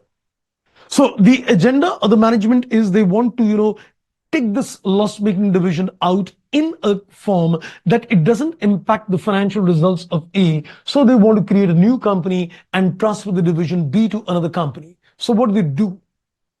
They are going to transfer the entire division B to B Limited, and the shares of this company will be given to the shareholders of AB itself. It will be given to the shareholders of the company AB Limited itself. So instead of keeping the shares of this company, AB says, I will not keep the shares of this company. I will give the shares to the shareholders of AB. This is technically what we can call as a demerger. This is what we technically call a demerger, that a company is going to take out a particular division and create a new company, and the shares of that company is given to the shareholders of AB. So let's say we are going to create this company also, let's say to the extent of 1,000 shares, and you will give the shares to the shareholders 1:1. So in this particular case, you're going to create this company with 1,000 shares, and you plan that let's give every shareholder 1:1 share. Does this mean that Mr. X, does this mean that Mr. X will get an 80% stake in this new company as well? Yes. If every shareholder is going to get 1 share for every 1 share, so Mr. X will get 800 shares in this company as well. He's going to get an 80% stake in this company. Now let us understand the implications, what is happening. Mr. X has got a control over both the companies. He was controlling company AB and he's also controlling company B as well. So pre-business combination, he had a control over AB. Post-business combination, he's got a control over B as well. So both the companies are under his common control. Both the companies are under his common control because he had a control over AB and the new company created is also under the control. So the transaction happening between AB and B is going to be considered as a common control transaction. Since there is a common shareholder who controls both the company's pre-business combination and the company's post-business combination. He was controlling AB pre-business combination. He's controlling AB and B post-business combination. It becomes a case of common control. So the standard setters decided that if this transaction between AB and B is happening, it should not be accounted using acquisition accounting. It is not going to be accounted using a reverse acquisition, but this is a related party transaction because there is some shareholder who's got a common control. And in this particular case, we will allow a common control accounting. So what is the advantage of this common control accounting? The simple advantage is that in terms of common control, you are allowed to record the things at book value. In simple words, I can say what you did in intermediate, that is called merger. In case of amalgamation, called merger, where a pooling of interest method is allowed, where the companies are allowed to incorporate everything at a book value instead of fair value. And the thought process of the International Accounting Standard Board was very clear. That, if there are transactions happening between unrelated parties, it can never be at a book value. So the case of unrelated party transactions could mean an acquisition accounting, or it could mean a reverse acquisition, because you cannot allow unrelated companies to deal with each other, that you allow them to record things at a book value. But the standard setters felt that if the transaction is happening between related parties, they fall under the umbrella that, these companies are related, because you can see that Mr. X controls both the company. So if the two companies are under the control of Mr. A, you can say they are like, fellow subsidiaries. Because on the top of the pyramid is Mr. A. He controls AB. He controls B. So B and AB are related to each other because Mr. A controls both the company. So when there is a related party transaction, we will allow them an advantage of a book value. Now, I would not get into the detail that whether a book value accounting is preferable or not, but let me make a very strong statement. Trust me, even in terms of accounting standard 14, companies in a practical life used to maneuver things in such a way that it used to become a case of merger. And therefore, the concept of, a book value accounting was totally done away with. And this Appendix C, is still improving. And companies could still today, try to create transactions in such a way that they will ensure that a related party comes into play. So the standard setters have also introduced that you need to actually prove that this related party transaction is not something which you're manipulating. So we'll be coming to that concept of manipulation as well. How do we ensure that this transaction is not manipulative? Because the standard gave us parameters to decide that we need to decide that this related party transaction is not something which is being artificially created. That we're going to discuss later. But the basic concept, what you need to keep in mind is you need to establish that if there is a transaction between the two and it is a related party. How is it a related party? Mr. A controls AB, Mr. A controls B, so they are under the common control of Mr. A. So if there is a transaction between the two, since they are related party transactions, it will fall under the purview of Appendix C, that is common control transaction. So I think the base is made. Now, at this stage, I think we should give you a break, and we are going to work upon the agenda, how to identify a common control transaction. One, how do you account for that common control transaction? That is two. Right, friends. So I think, let me see if there is any questions coming so far. No, I think we have got no questions so far coming in. I think now you need to take a little mental rest as well. Take your rest, but trust me, what is now left over in the standard is pretty easy. The technicalities are done. Okay, so I think let's give you a 10-12 minutes break, almost around, I think, 8:44. So we see you in 10 to 12 minutes time, friends. Enjoy your break.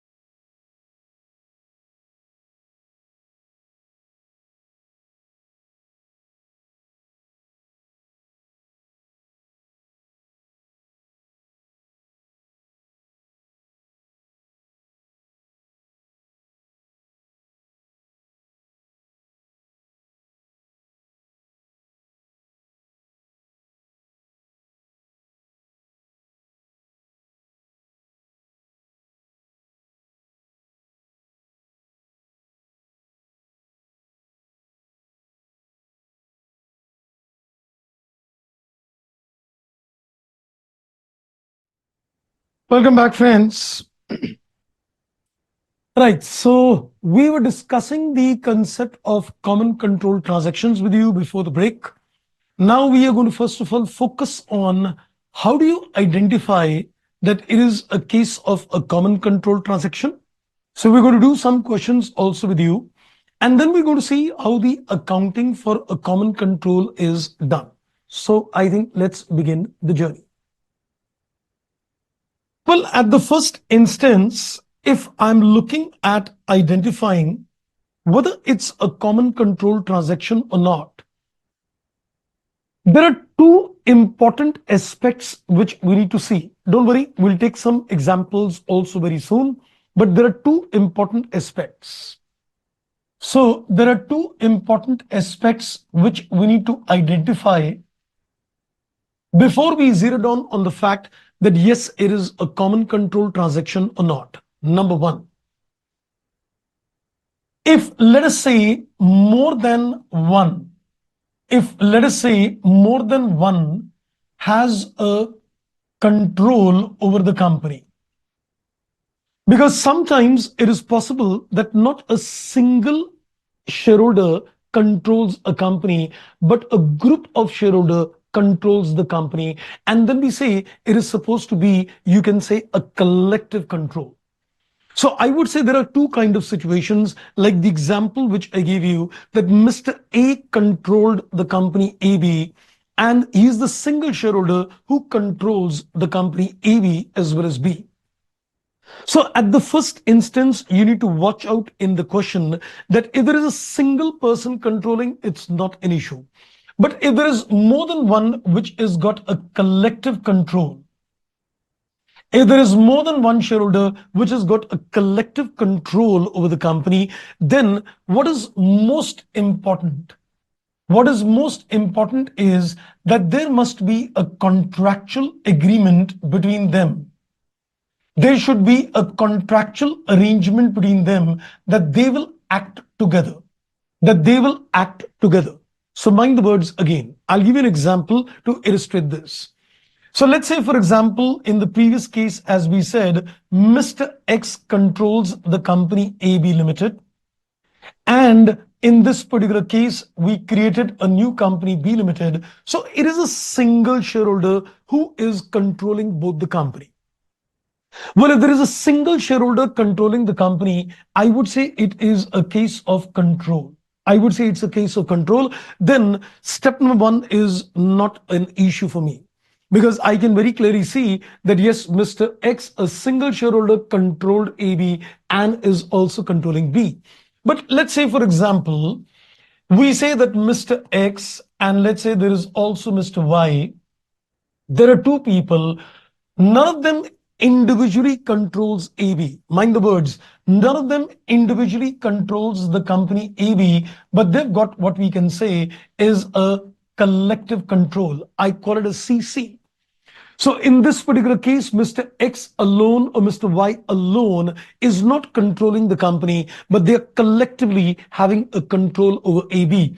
And then a deal happens between the company B. So if there is a common control, what is most important is that Mr. X and Mr. Y must have a written contractual agreement between them. They should have contractually agreed with each other that they will always act together. So I put the focus again. So I would say in step number one, you first of all zero down on the fact. Is it a single shareholder controlling a company, or is it more than one shareholder controlling the company? So if you say that there is a single shareholder controlling a company, step number one is not relevant for me. But the moment you see that there is more than one shareholder which is collectively controlling the company, so you need to see, is it a control or is it a collective control? If it is a collective control, you need to ensure that Mr. X and Y have entered into a contractual arrangement. They've written an agreement that they're going to act together. That is important. Because unless there is a contractual agreement, which is a written agreement that they're going to act together, we cannot apply the common control accounting. That's one. Second, Once you have zeroed down on the fact that there is a collective control and they have decided on a written basis that they will act together, they've contractually agreed with each other, then I go to the step number two. The second step is we need to prove, and this is to be proved for a control also and for collective control both. The second step is to be proven for both the cases, whether it is a control or whether it is a collective control. The standard says that the control, or you can say the collective control, is not transitory. It says it is not something which is transitory in nature. Now you would say, what do you mean by that it is not transitory in nature? It should not be created on a temporary basis. We'll have to see, because this is more like an anti-abuse clause which the standard said is created. That we need to see that the control was not artificially created to bring the transaction under the purview of a common control. So they decided that it should not be transitory in nature. That means it was not created artificially. It was not created artificially to maneuver the transaction. Don't worry, once we take an example, you'll get a little more insight in terms of how we're going to apply this clause. But let me consolidate. So when you're going to look at a common control transactions, I would say before you decide that a particular transaction is within the common control aspect, there are two important aspects which you need to analyze. Number one, you need to see that is there a single shareholder controlling the company, or is there more than one shareholders having a collective control? So you need to see, is it a case of control, a single shareholder, or is it a case of collective control, more than one shareholder which is controlling the company?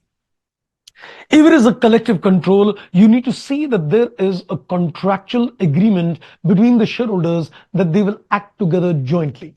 So in my second example, if Mr. X and Y collectively control this company, we need to prove in that they've got a contractual agreement to act together.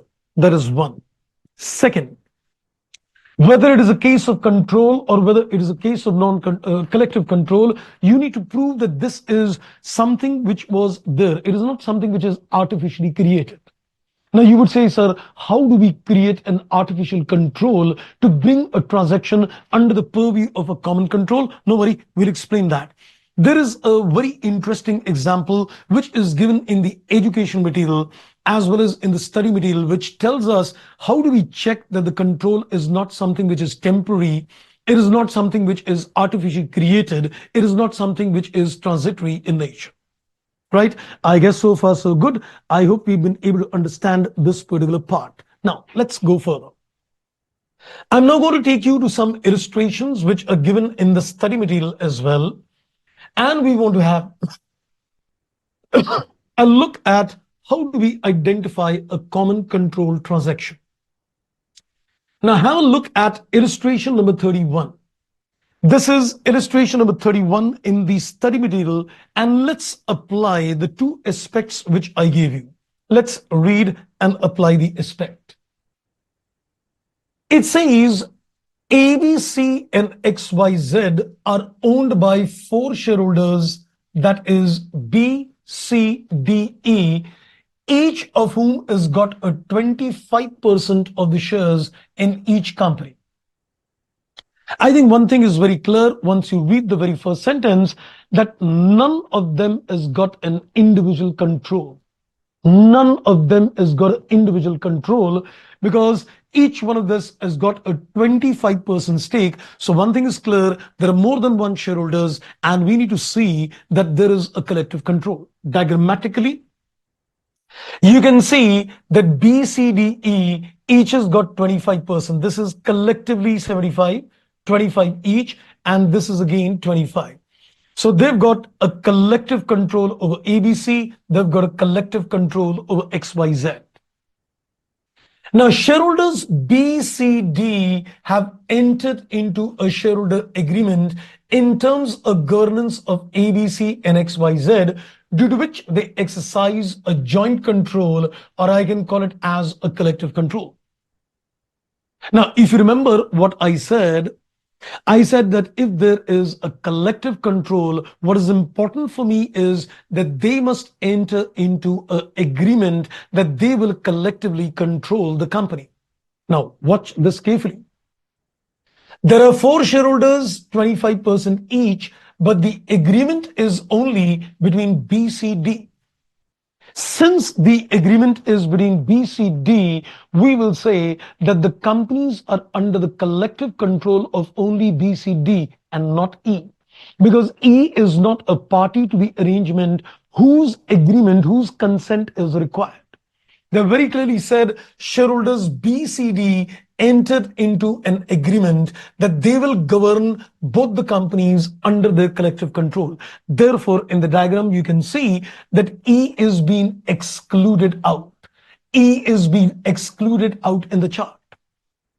So now in this particular case, I would say BCD collectively control ABC, BCD collectively control XYZ. So we can say the group of shareholders who collectively control ABC and XYZ is the shareholders BCD. And is there a contractual agreement between the three? Yes. Then we go to the step number 2 to identify that the control is not transitory in nature. I am not given any information in the question with the help of which I will be able to prove my second step. So in the absence, I presume that the control is not transitory. There has been no manipulation, which now means if there is any kind of transaction which occurs between ABC and XYZ, it will be under the purview of common control.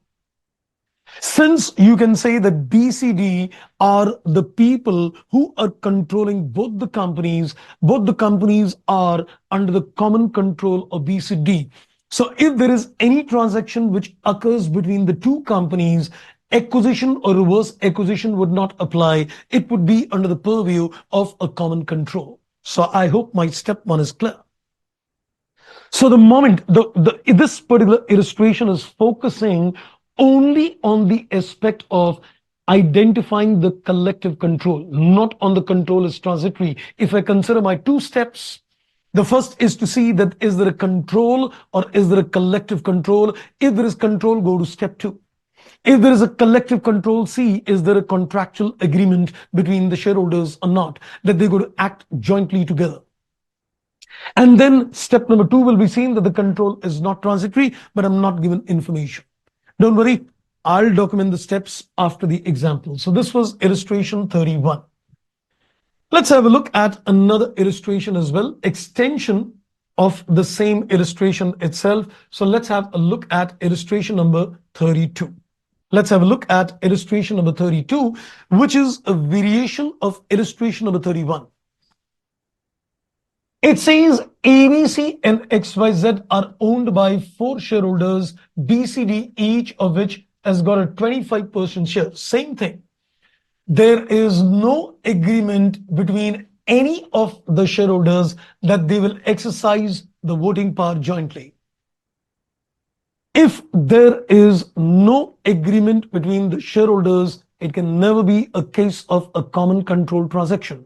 Because as I said, what is important is if there is a collective control, the presence of an agreement is necessary. So in this particular case, since there is no agreement that they will act together jointly, I cannot prove that there is any kind of collective control. And if there is no kind of collective control, now if any transaction occurs between the two companies, it would not be a case of common control. It would be a case of either acquisition accounting or a reverse acquisition, as the case might be. So this again on step number 1, that we're looking at, is there a control? Then yes, go to step 2. If there is a collective control, C, is there a contractual agreement? Yes, go to step 2. No, the concept of common control not applicable. Don't worry, we'll document so. Okay, now I think let's take it further. So I am now taking to a very interesting situation as well. Let's, I think, give you the inputs on something which is related to second step. Don't worry, after this illustration, I'll document the steps to you. How do you identify a common control transaction? Now, this illustration number 33 is going to focus on the second step, that once you've established a control or a collective control, now we need to see that the control is not something which is manipulated. It is not something which is transitory. Watch this carefully. So let's take an example to understand the second step with you. It says ABC had a subsidiary X Limited, which was acquired on 1st April X0. ABC acquires all the shares of Y on 1st April 17. So he tells me that ABC has got a subsidiary X, which was acquired way back in X0, and ABC also acquired the shares of Y on 1st April X17. ABC transferred the shares in Y to X Limited on 2nd April, the very next day. ABC acquires the shares in Y, and on the very next day, he transfers the shares to company X Limited. How should the above transfer of Y into X be accounted under the consolidated financials of X?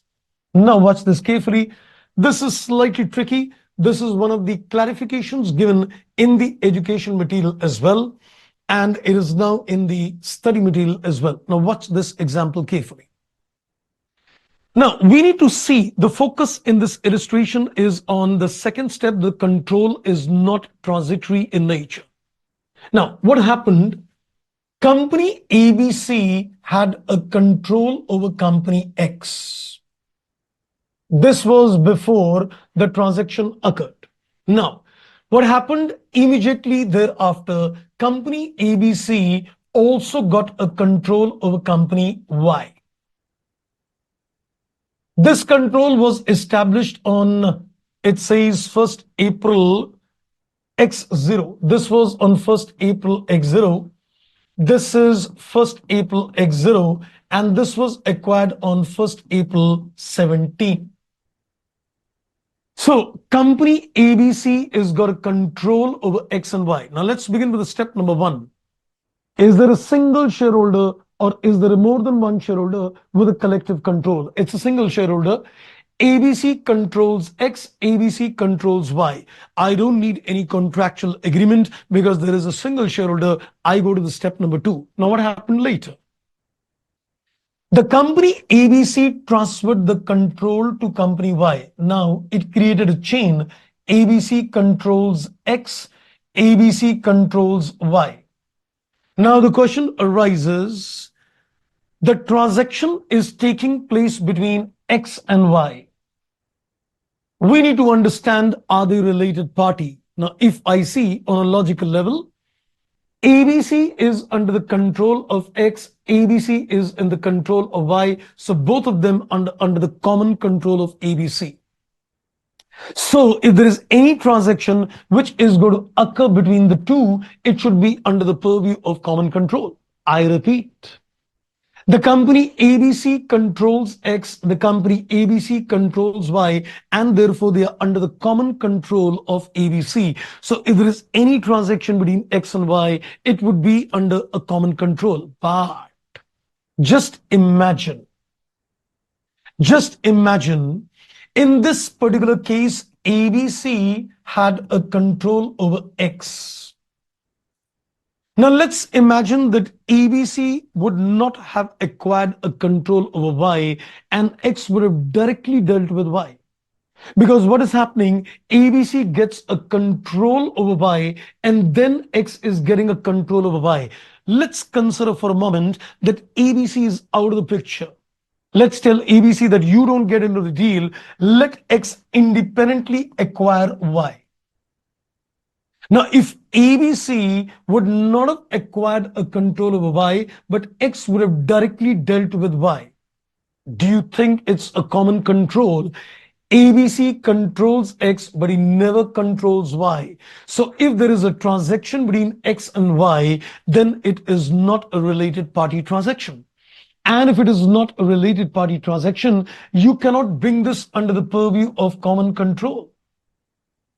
And you can now say that ABC had a manipulative intent. What he did for one day, Ek Din Ka Prime Minister. Seen that movie? So what you can see in this particular case, ABC got a control over Y just for one day.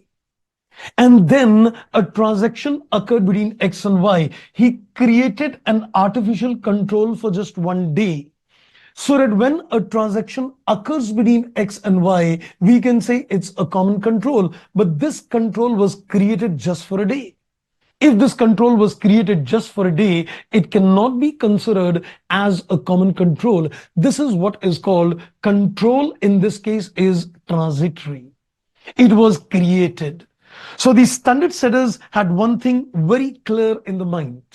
They had one thing very clear in the mind, that if you are going to create a common control artificially, before the transaction occurs between the two companies, you're trying to artificially bring Y under the umbrella of control of AB Limited.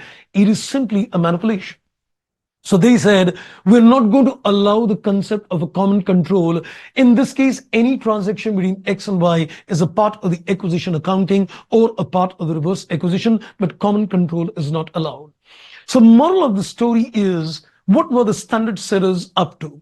The standard setters were up to that a book value, because common control allows a book value accounting. It allows a merger. It allows a pooling of interest. A pooling of interest or a merger can take place only when it is related party. So that is the reason, if you remember on day one, when we started this standard, I said if it is unrelated, acquisition or reverse acquisition. If it is related, only then it is common control. And that also, you need to first of all decide that the control was not artificially created. Now you would say, sir, how many days of gap, how many days of gap do you think is, justifiable that we bring X and Y under common control? Well, there is no period defined in the standard. The standard only says that the control is transitory. This example is giving you that only for one day, Y was under the control of X, ABC.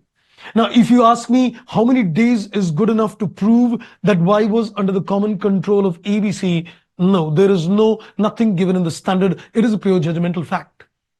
So we can just say that if this control was created in an artificial way, intermediately it was artificially created, so that this transaction comes under the purview. But we'll not allow this to happen. I guess, friends, I am pretty clear so far. Let me now document the notes. Are we pretty clear, friends? So far, so good. You've understood how to decide that the transaction is under the purview of common control. Let me document some notes, friends, to you. Now we'll make some notes on the concept of common control. So we're looking at Appendix C.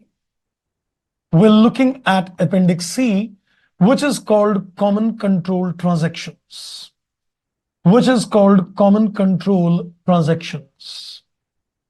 So there is going to be a two-step procedure which you're going to apply in order to decide whether the Appendix C is going to trigger or not. So we need to apply a simple two-step model which I'm going to give you. Now, let's, I think, take this. Step number one. In terms of step number one, you need to watch out, are the two companies which are dealing with each other under control or collective control? Are the two companies entering into a transaction, or we can say entering into a deal? Are the two companies entering into a deal under control, circle control, or joint control? Collective control is like joint control. Circle the word joint control. So are the two companies entering into a deal under the control or joint control of one shareholder, or we can say more than one shareholder? If it is a single shareholder, it's a control. And if it is more than one shareholder, it's a joint control. So your very first focus would be the two companies entering into a deal. Are they under a control, that is one shareholder got a control, or is it a joint control? More than one has got a joint control. So there will be two permutation combinations coming in. So we can say in this particular case, if it is supposed to be a case of control, or if it is a case of a joint control. So if it is a case of a control, then you can simply go to step number two. Then you can simply go to the step number two. And if it is a case of a joint control, you need to now put across a question to yourself. If it is a joint control, you need to put a question at the stage, and that is there a contractual agreement? Underline the word contractual agreement, or circle the word contractual agreement. So is there a contractual agreement between the shareholders? So you need to see that is there a contractual agreement between the shareholders or not? So you need to see the presence of the contractual agreement. So in this particular case, the answer would be a yes or a no. So the answer would be yes, there is a contractual arrangement, or the answer is no, there is no contractual arrangement. If you remember in illustration number 32, there was a joint control and there was no contractual arrangement. So we said the common control is not applicable. CC means the common control. Appendix C, not applicable. If you say a yes, then you need to go to the step number two in this case as well. So step two in case of control, step two if a contractual arrangement is met. This is step number one. Now, with this, we go to the step number two. So with this, we go on to the step number two. Once you've established a control, or you establish a joint control with a contractual arrangement, we go to the step number two. Is the control transitory? Is the control transitory? So transitory, as I said, that you created it for a temporary period of time. It has been created. It has been created temporarily. So it has been created on a temporary basis. So as we saw in illustration number 13, the control was artificially created for a day. So it was created temporarily. So we'll say, okay, is the control transitory? If you prove it, yes, it is transitory, then Appendix C is not applicable. Then it's not a common control transaction. Appendix C would not apply. So in illustration number 33, the control was transitory and therefore Appendix C would not apply. If you say no, it's not transitory, the common control transaction becomes applicable. The common control transaction becomes applicable. So the basic thought process is very clear that if somebody were to tell me a crux at this particular stage, I would put it like this. There are different cases. There is a control by one. Just prove it to me that it is not transitory. Just prove it to me that it is not transitory. I would apply a common control. Single shareholder with a control and it is not manipulated, common control. It is a case of a joint control and you need to prove that there is a contractual arrangement. And you also need to prove that it is not transitory, then collective. Trust me, these are the only two cases where Appendix C would apply. Either say that it is a control, not transitory, or tell me with a joint control and a contractual arrangement and non-transitory, then it would apply. You change any permutation combination, Appendix C would not apply. Either it will be acquisition or a reverse acquisition. Right, friends, I hope I am crystal clear on the agenda of how to identify you fall under the purview of Appendix C. Am I clear, friends, at this stage? Absolutely crystal clear on the two-step model. How do you zero down on the fact whether we are falling under the purview of a common control or not? Control, not transitory? Yes. Joint control, contractual arrangement and not transitory? Yes. Any other permutation combination? No. Right, friends, are we pretty clear?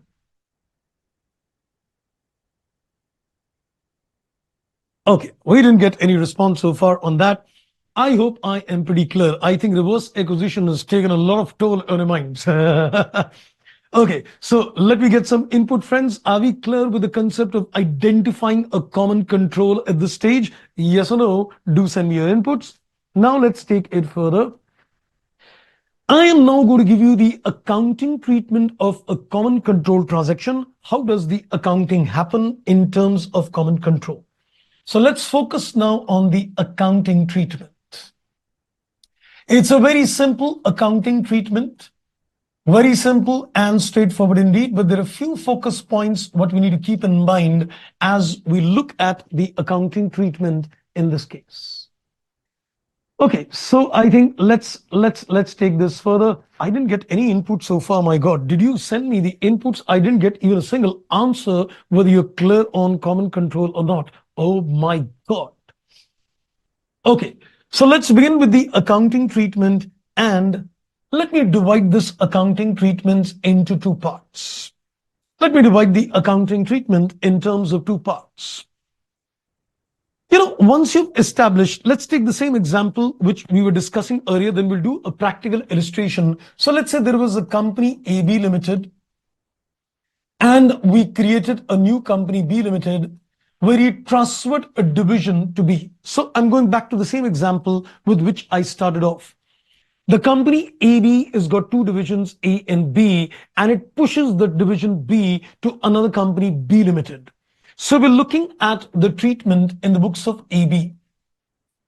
We're looking at the treatment in the books of AB Limited, and we're looking at the books of the new company, that is B Limited. So let us see what is the accounting, what AB Limited would do, and what is the accounting which B Limited would do. AB is basically making a transfer of the division to B. So he needs to basically close those assets and liabilities transferred.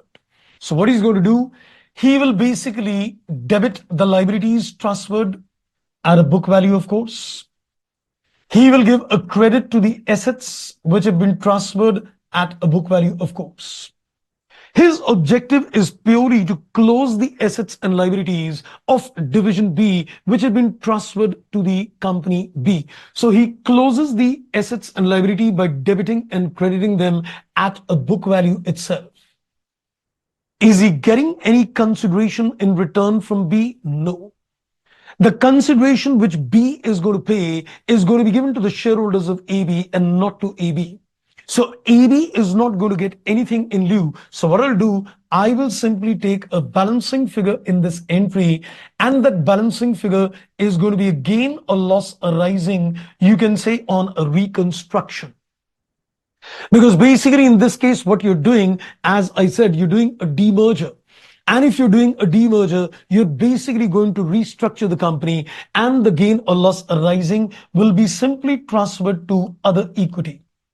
Is going to be directly transferred to SOKI. Other equity would mean it's directly transferred to the statement of changes in equity. We're going to put it in other equity. Simple. There will be no goodwill. Mind you, there will be no goodwill in this case.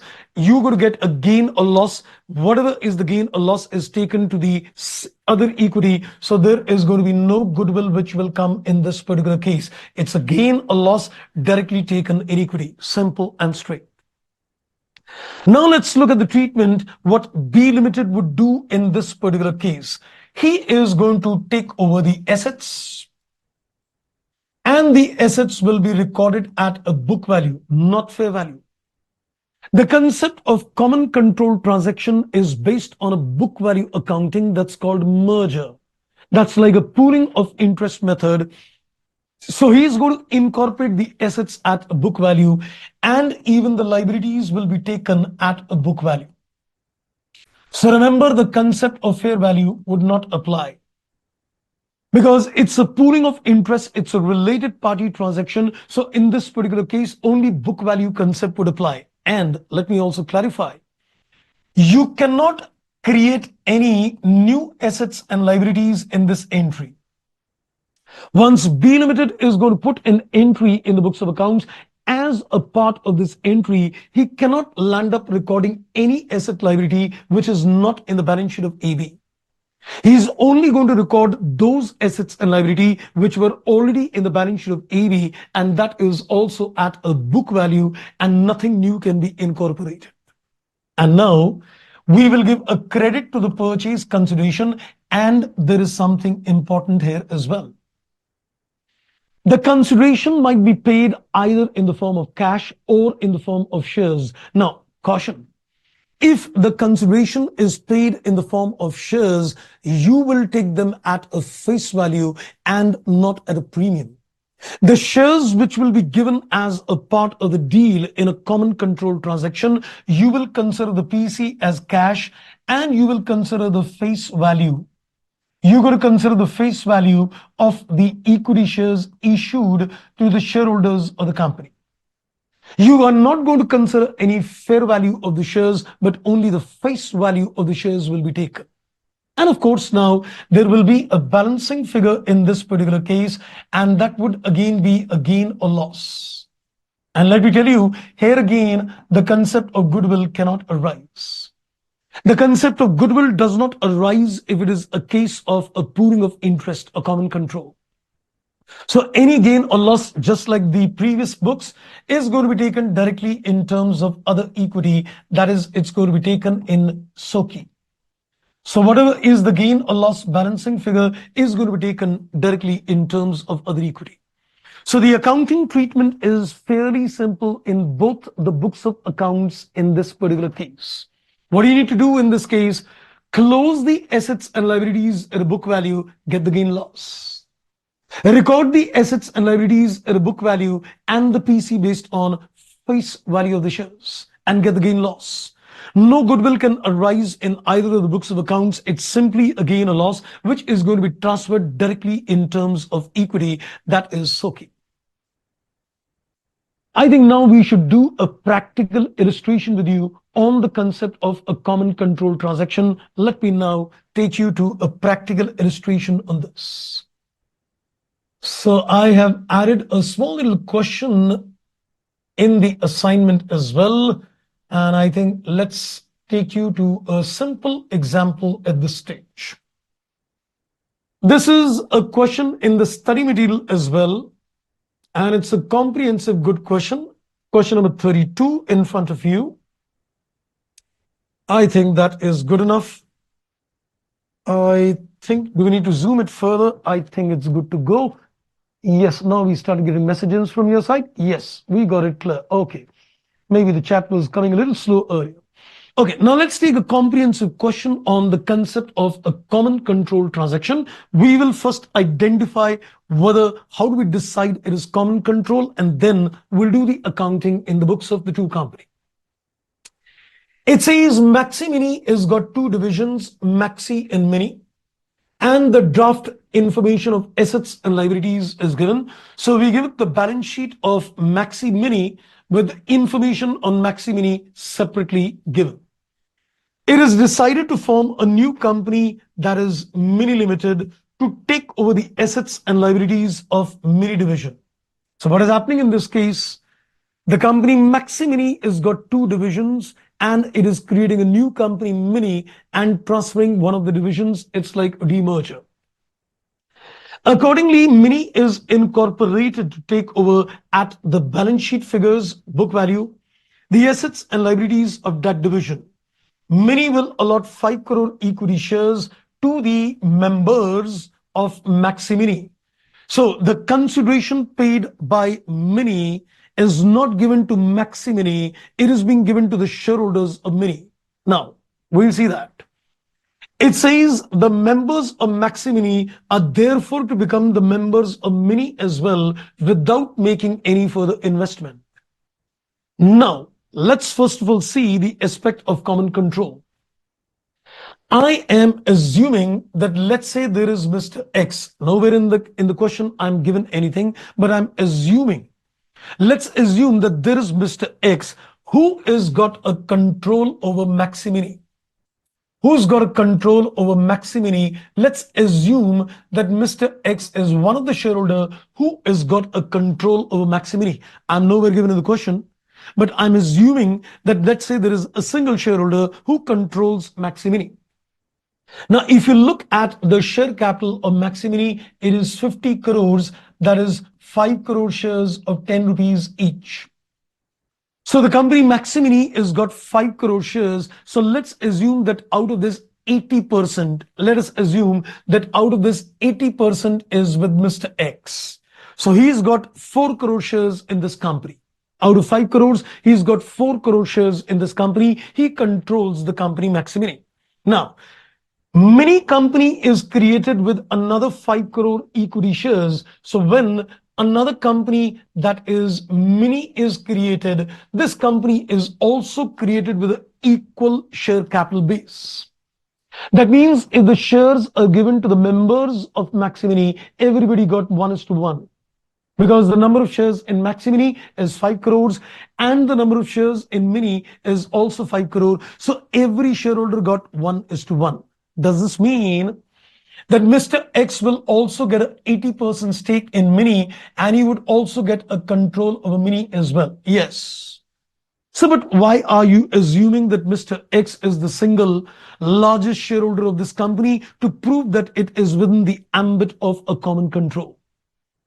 So in this particular case, we can say Mr. X has a control over Maximini. Mr. X has got a control over Mini. Therefore, they are under the common control. So we can say since they are under the common control, any transaction between the two companies will be under common control, provided the control is not transitory and there is nothing which proves that the control is transitory. So in this particular case, since they are related party, because they are under the common control of a single shareholder, Mr. X, any transaction between them is a related party transaction and they fall under the purview of this common control. Now let's read further. You are asked to pass journal entries in the books of Maximini and Mini as well. So we'll see the entries in the books of Maximini and in the books of Mini. Show the balance sheet of the two company on the morning of 1st November. Don't get emotional on the ground that the balance sheet is given on 31st October and he's asking you the balance sheet on the first morning of 1st November. That is just next day. It says also show the balance sheets of the two companies with the corresponding previous year figures. The directors of the two companies ask you to find out the net asset value of equity shares pre and post demerger. As I said, it's nothing but a demerger. You are segregating a division. It's a demerger. And comment upon the impact of the demerger on the shareholders' wealth. Now, there are 3-4 requirements. You got to pass journal entries and make balance sheets. That is 2. You need to get the net assets values of the company 3, and you need to prove that what is the impact on the shareholders' wealth because of this demerger. In fact, let me tell you, this is one question which came long time back in CA final in November 99. Yes, you heard me correct. This was one of the examples which came long back in November 99 in the CA final old course. At that time, of course, the Indian accounting standards were not applicable, but this question was dealt absolutely in a similar manner what we deal as of today. And now we know a lot of scientific things. And let me tell you, I qualified my papers in May 99, and this question came immediately in the next attempt in November 99. So it brings fresh memories back to the mind that this was an examination question way back in November 99, and today it prominently holds a space in the study material as a part of 103. Okay, so let's do one thing. Let's start solving this now to you. So we are already decided it's a common control. So let's look at the entries in the books. So you can open the study material, keep the question in front of you, because I may not be able to take too many switchovers on the question. So let's, I think, have a look at this particular illustration. I'll also just open up this. Right, so let's begin with the entries in the two set of books. So we're looking at the entries in the two set of books. We'll first begin with the journal entries in the books of Maximini. And we'll look at the entries in the books of Mini. So let's see the journal entries in the two set of books. First, we plan to close the assets liability for Maximini. So let's look at the question. So your focus right now is going to be on the Mini division. Maximini needs to close the assets and liability which have been transferred. So let's start with the liabilities and debit them. If you look at the liabilities, there is a current liability. As far as Mini division is concerned, that's to the extent of 100. Another liability which is given in the balance sheet is a loan funds. We give a debit to the loan funds as well, which is again 100. Book values, we are closing the assets and liability. So liability is done, loan is done, that's it, nothing else is there. Then there is PPE, which is to be closed. So PPE is to the extent of, maybe you can close the accumulated depreciation separately. So let's do one thing. Let's take the accumulated depreciation separate and the PPE separate.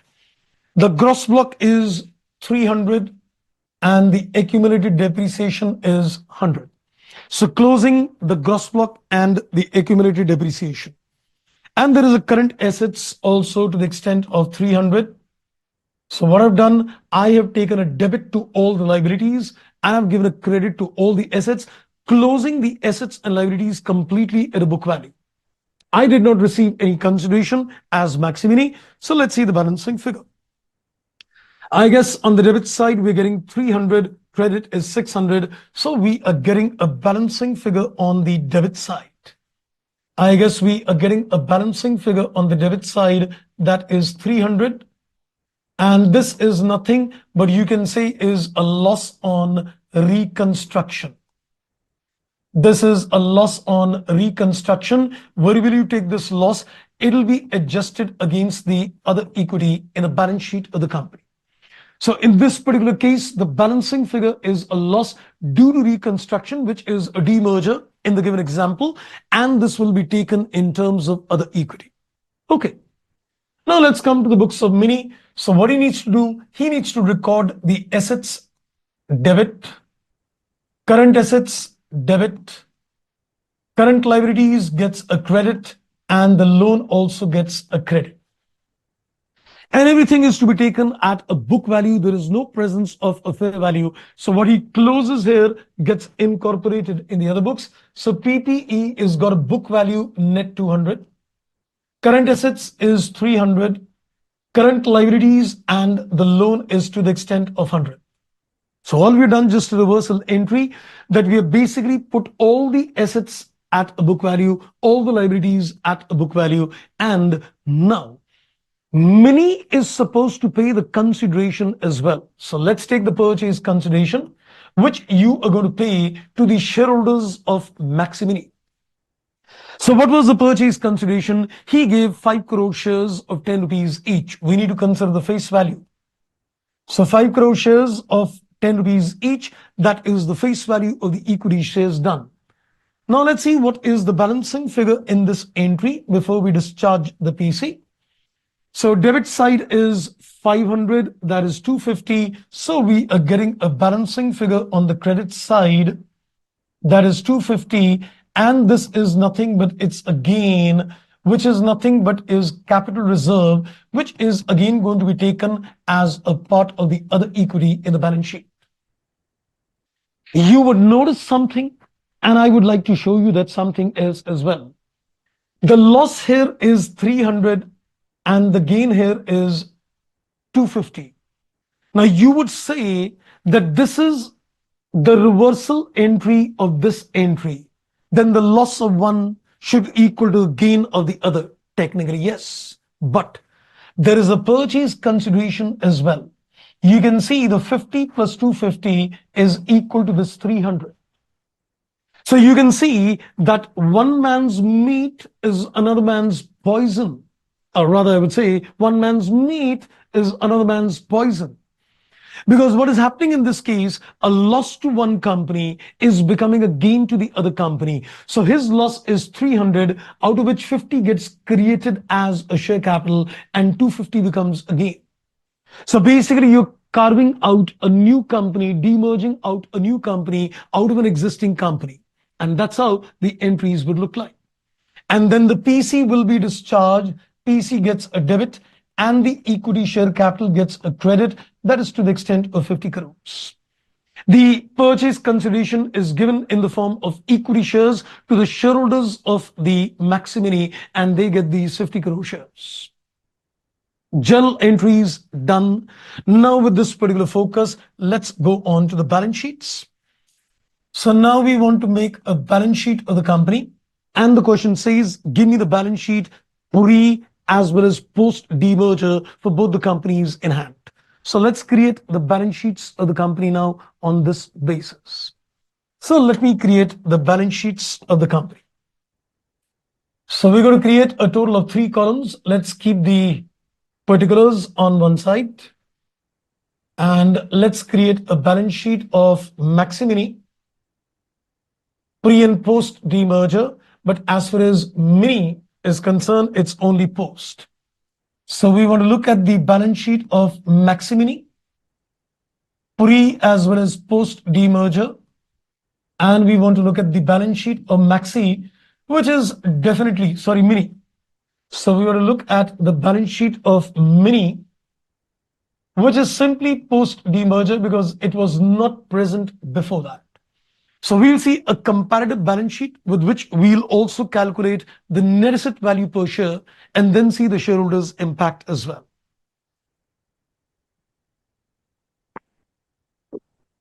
So let me first copy the balance sheet from the question. Let's just directly copy the pre-balance sheet from the question. So we've got the non-current assets, that is PPE. That is to the extent of net value, which is 300. Then we've also got the current assets as well. And the current assets is to the extent of 300 again. And I think that's it on the asset side. Let me close the asset side as well. So this is on the asset side. Then let's see the liability side as well. So we've got equity share capital as well as other equity. The equity share capital is appearing to the extent of 50 and the other equity is 650. And sorry, this is 50 and that is, yes, 650. Then, okay, I think I missed out. The current assets was not 300, it is 700. So PPE is 300, current asset is 700. That's right. And then we've got the non-current liabilities, that is loans to the extent of 100. And there is a current liability to the extent of 100. I think that's it. So this is the entire status. Sorry, the current liabilities are 200. So let me see, the total of the balance sheet is 1000. And this is also coming to 1000. So this balance sheet we have just directly copied from the question itself as it is copied. Now, it's going to be a 2 minutes job in terms of creating the balance sheet of Maximini post demerger and the balance sheet of Mini post demerger. Let's have a look. Out of this PPE, 100 is transferred to Mini, so 200 is left. You look at the entry which we did, 100 is given to Mini, and what is left over? 100, sorry, 200. Sorry, the other way around, my mistake. So 200 is given to Mini, so what is left over is 100.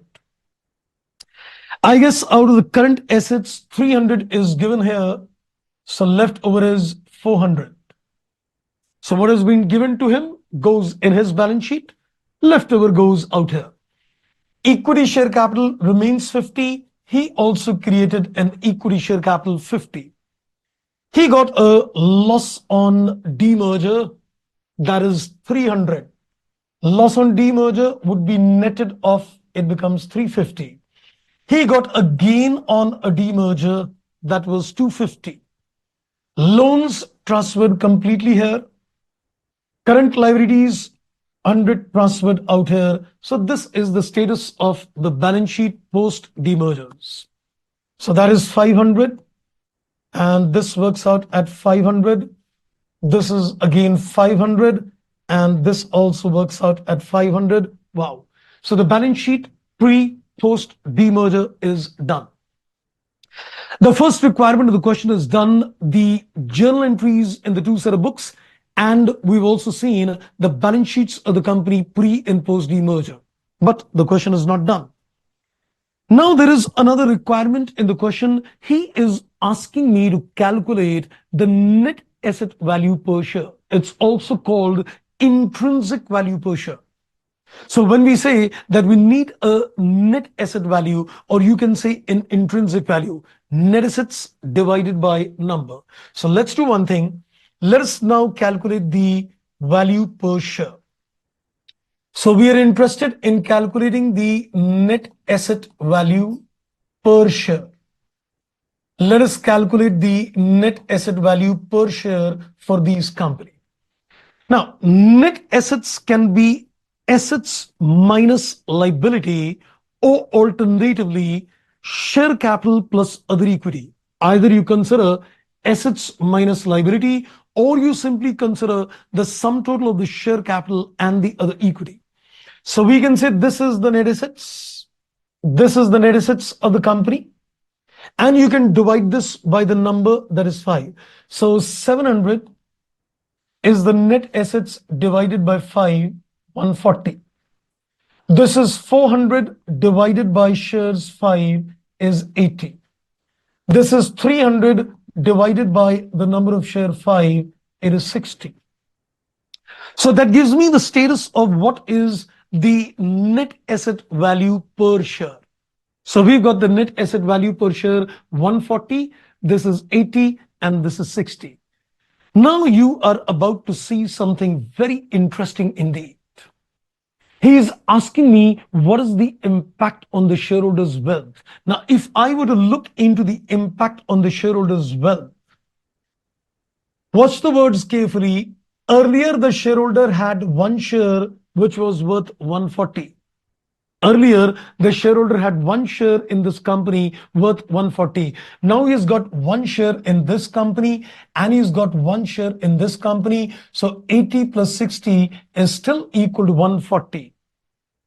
There is no impact on the shareholder's wealth because earlier he had one share in the company worth 140. Now he's got one share in Maximini worth 80. He's got one share in Mini because the shares were given equal in number. 1:1. So he's got one share worth 80, one share worth 60. That makes it 140. Many people ask me, sir, in this case, the number of shares given is equal 1:1, and therefore there is no impact. Had it been other than 1:1, would there be an impact on the wealth? No. You can try mathematically solving this question and calculate the intrinsic value if the number of shares were different. Trust me, if you land up giving him 2 shares, for example, just imagine that if you land up giving him 2 shares, for example, if you give them 2 shares, that means in this particular case, you would give 2 shares means a total of 100 and this becomes 150. The value per share will change and then you'll multiply it with 2. You'll still mathematically come to the same thing. So in this particular case, when a demerger happens, a closure in one book takes place at a book value, a takeover in the other company takes place at a book value. Trust me, there is never ever going to be any impact on the shareholders' wealth in that particular case. Whether the exchange ratio is 1:1 or other than that, that would not make a difference to the analysis. Wow. So that I think brings us to the end of the common control transactions as well. Now we have done the entire aspect of Ind AS 103. I've covered the concept of acquisition accounting with you. I've covered the concept of reverse acquisition accounting with you. And I've also covered the aspect of a common control transactions with you. And we've covered these steps in detail.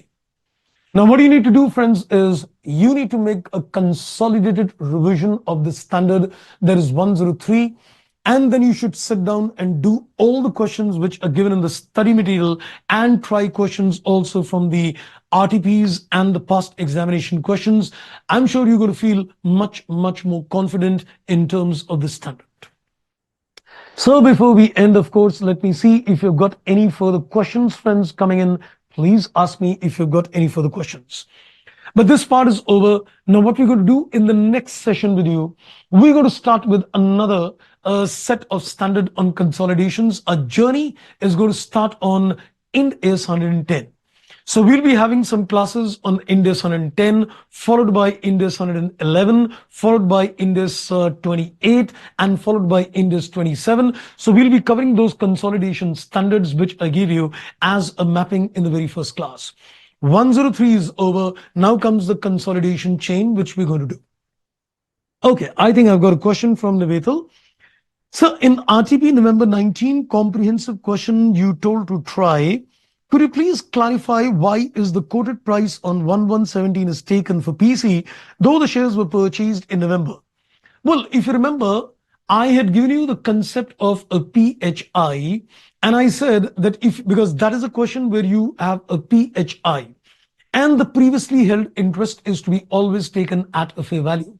When you calculate a purchase consideration, your PHI is taken at a fair value, and that is the reason, right? Then you said a second one. So why the contingent liability of 2.5 crores is not taken at 1 crore? Well, I guess I remember the contingent liability had been given. There were two liabilities. So I think one was, I think, a taxation figure. Other was another figure. Unless mentioned otherwise, if you are given the fair value of a contingent liability, we will always presume that it is a present obligation. So when you consider the contingent liability as a part of the acquisition accounting, your presumption is a present obligation and the fair value is measurable. Since we are given the fair value of the contingent liability, they become a part of the acquisition accounting. Right, I guess you got your question, Nivital. Thank you, Shruti. Thank you so much indeed. So did you get an answer, I think, Nivital, on that?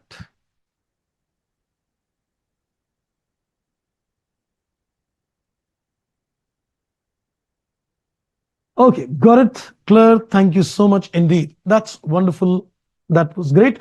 Right, friends. So I think that brings us to the end of the session today. And we're going to see you in the next session that would be on Ind AS 110. So thank you, all of you. And please do make a consolidated revision of the standard. Bye-bye and take care.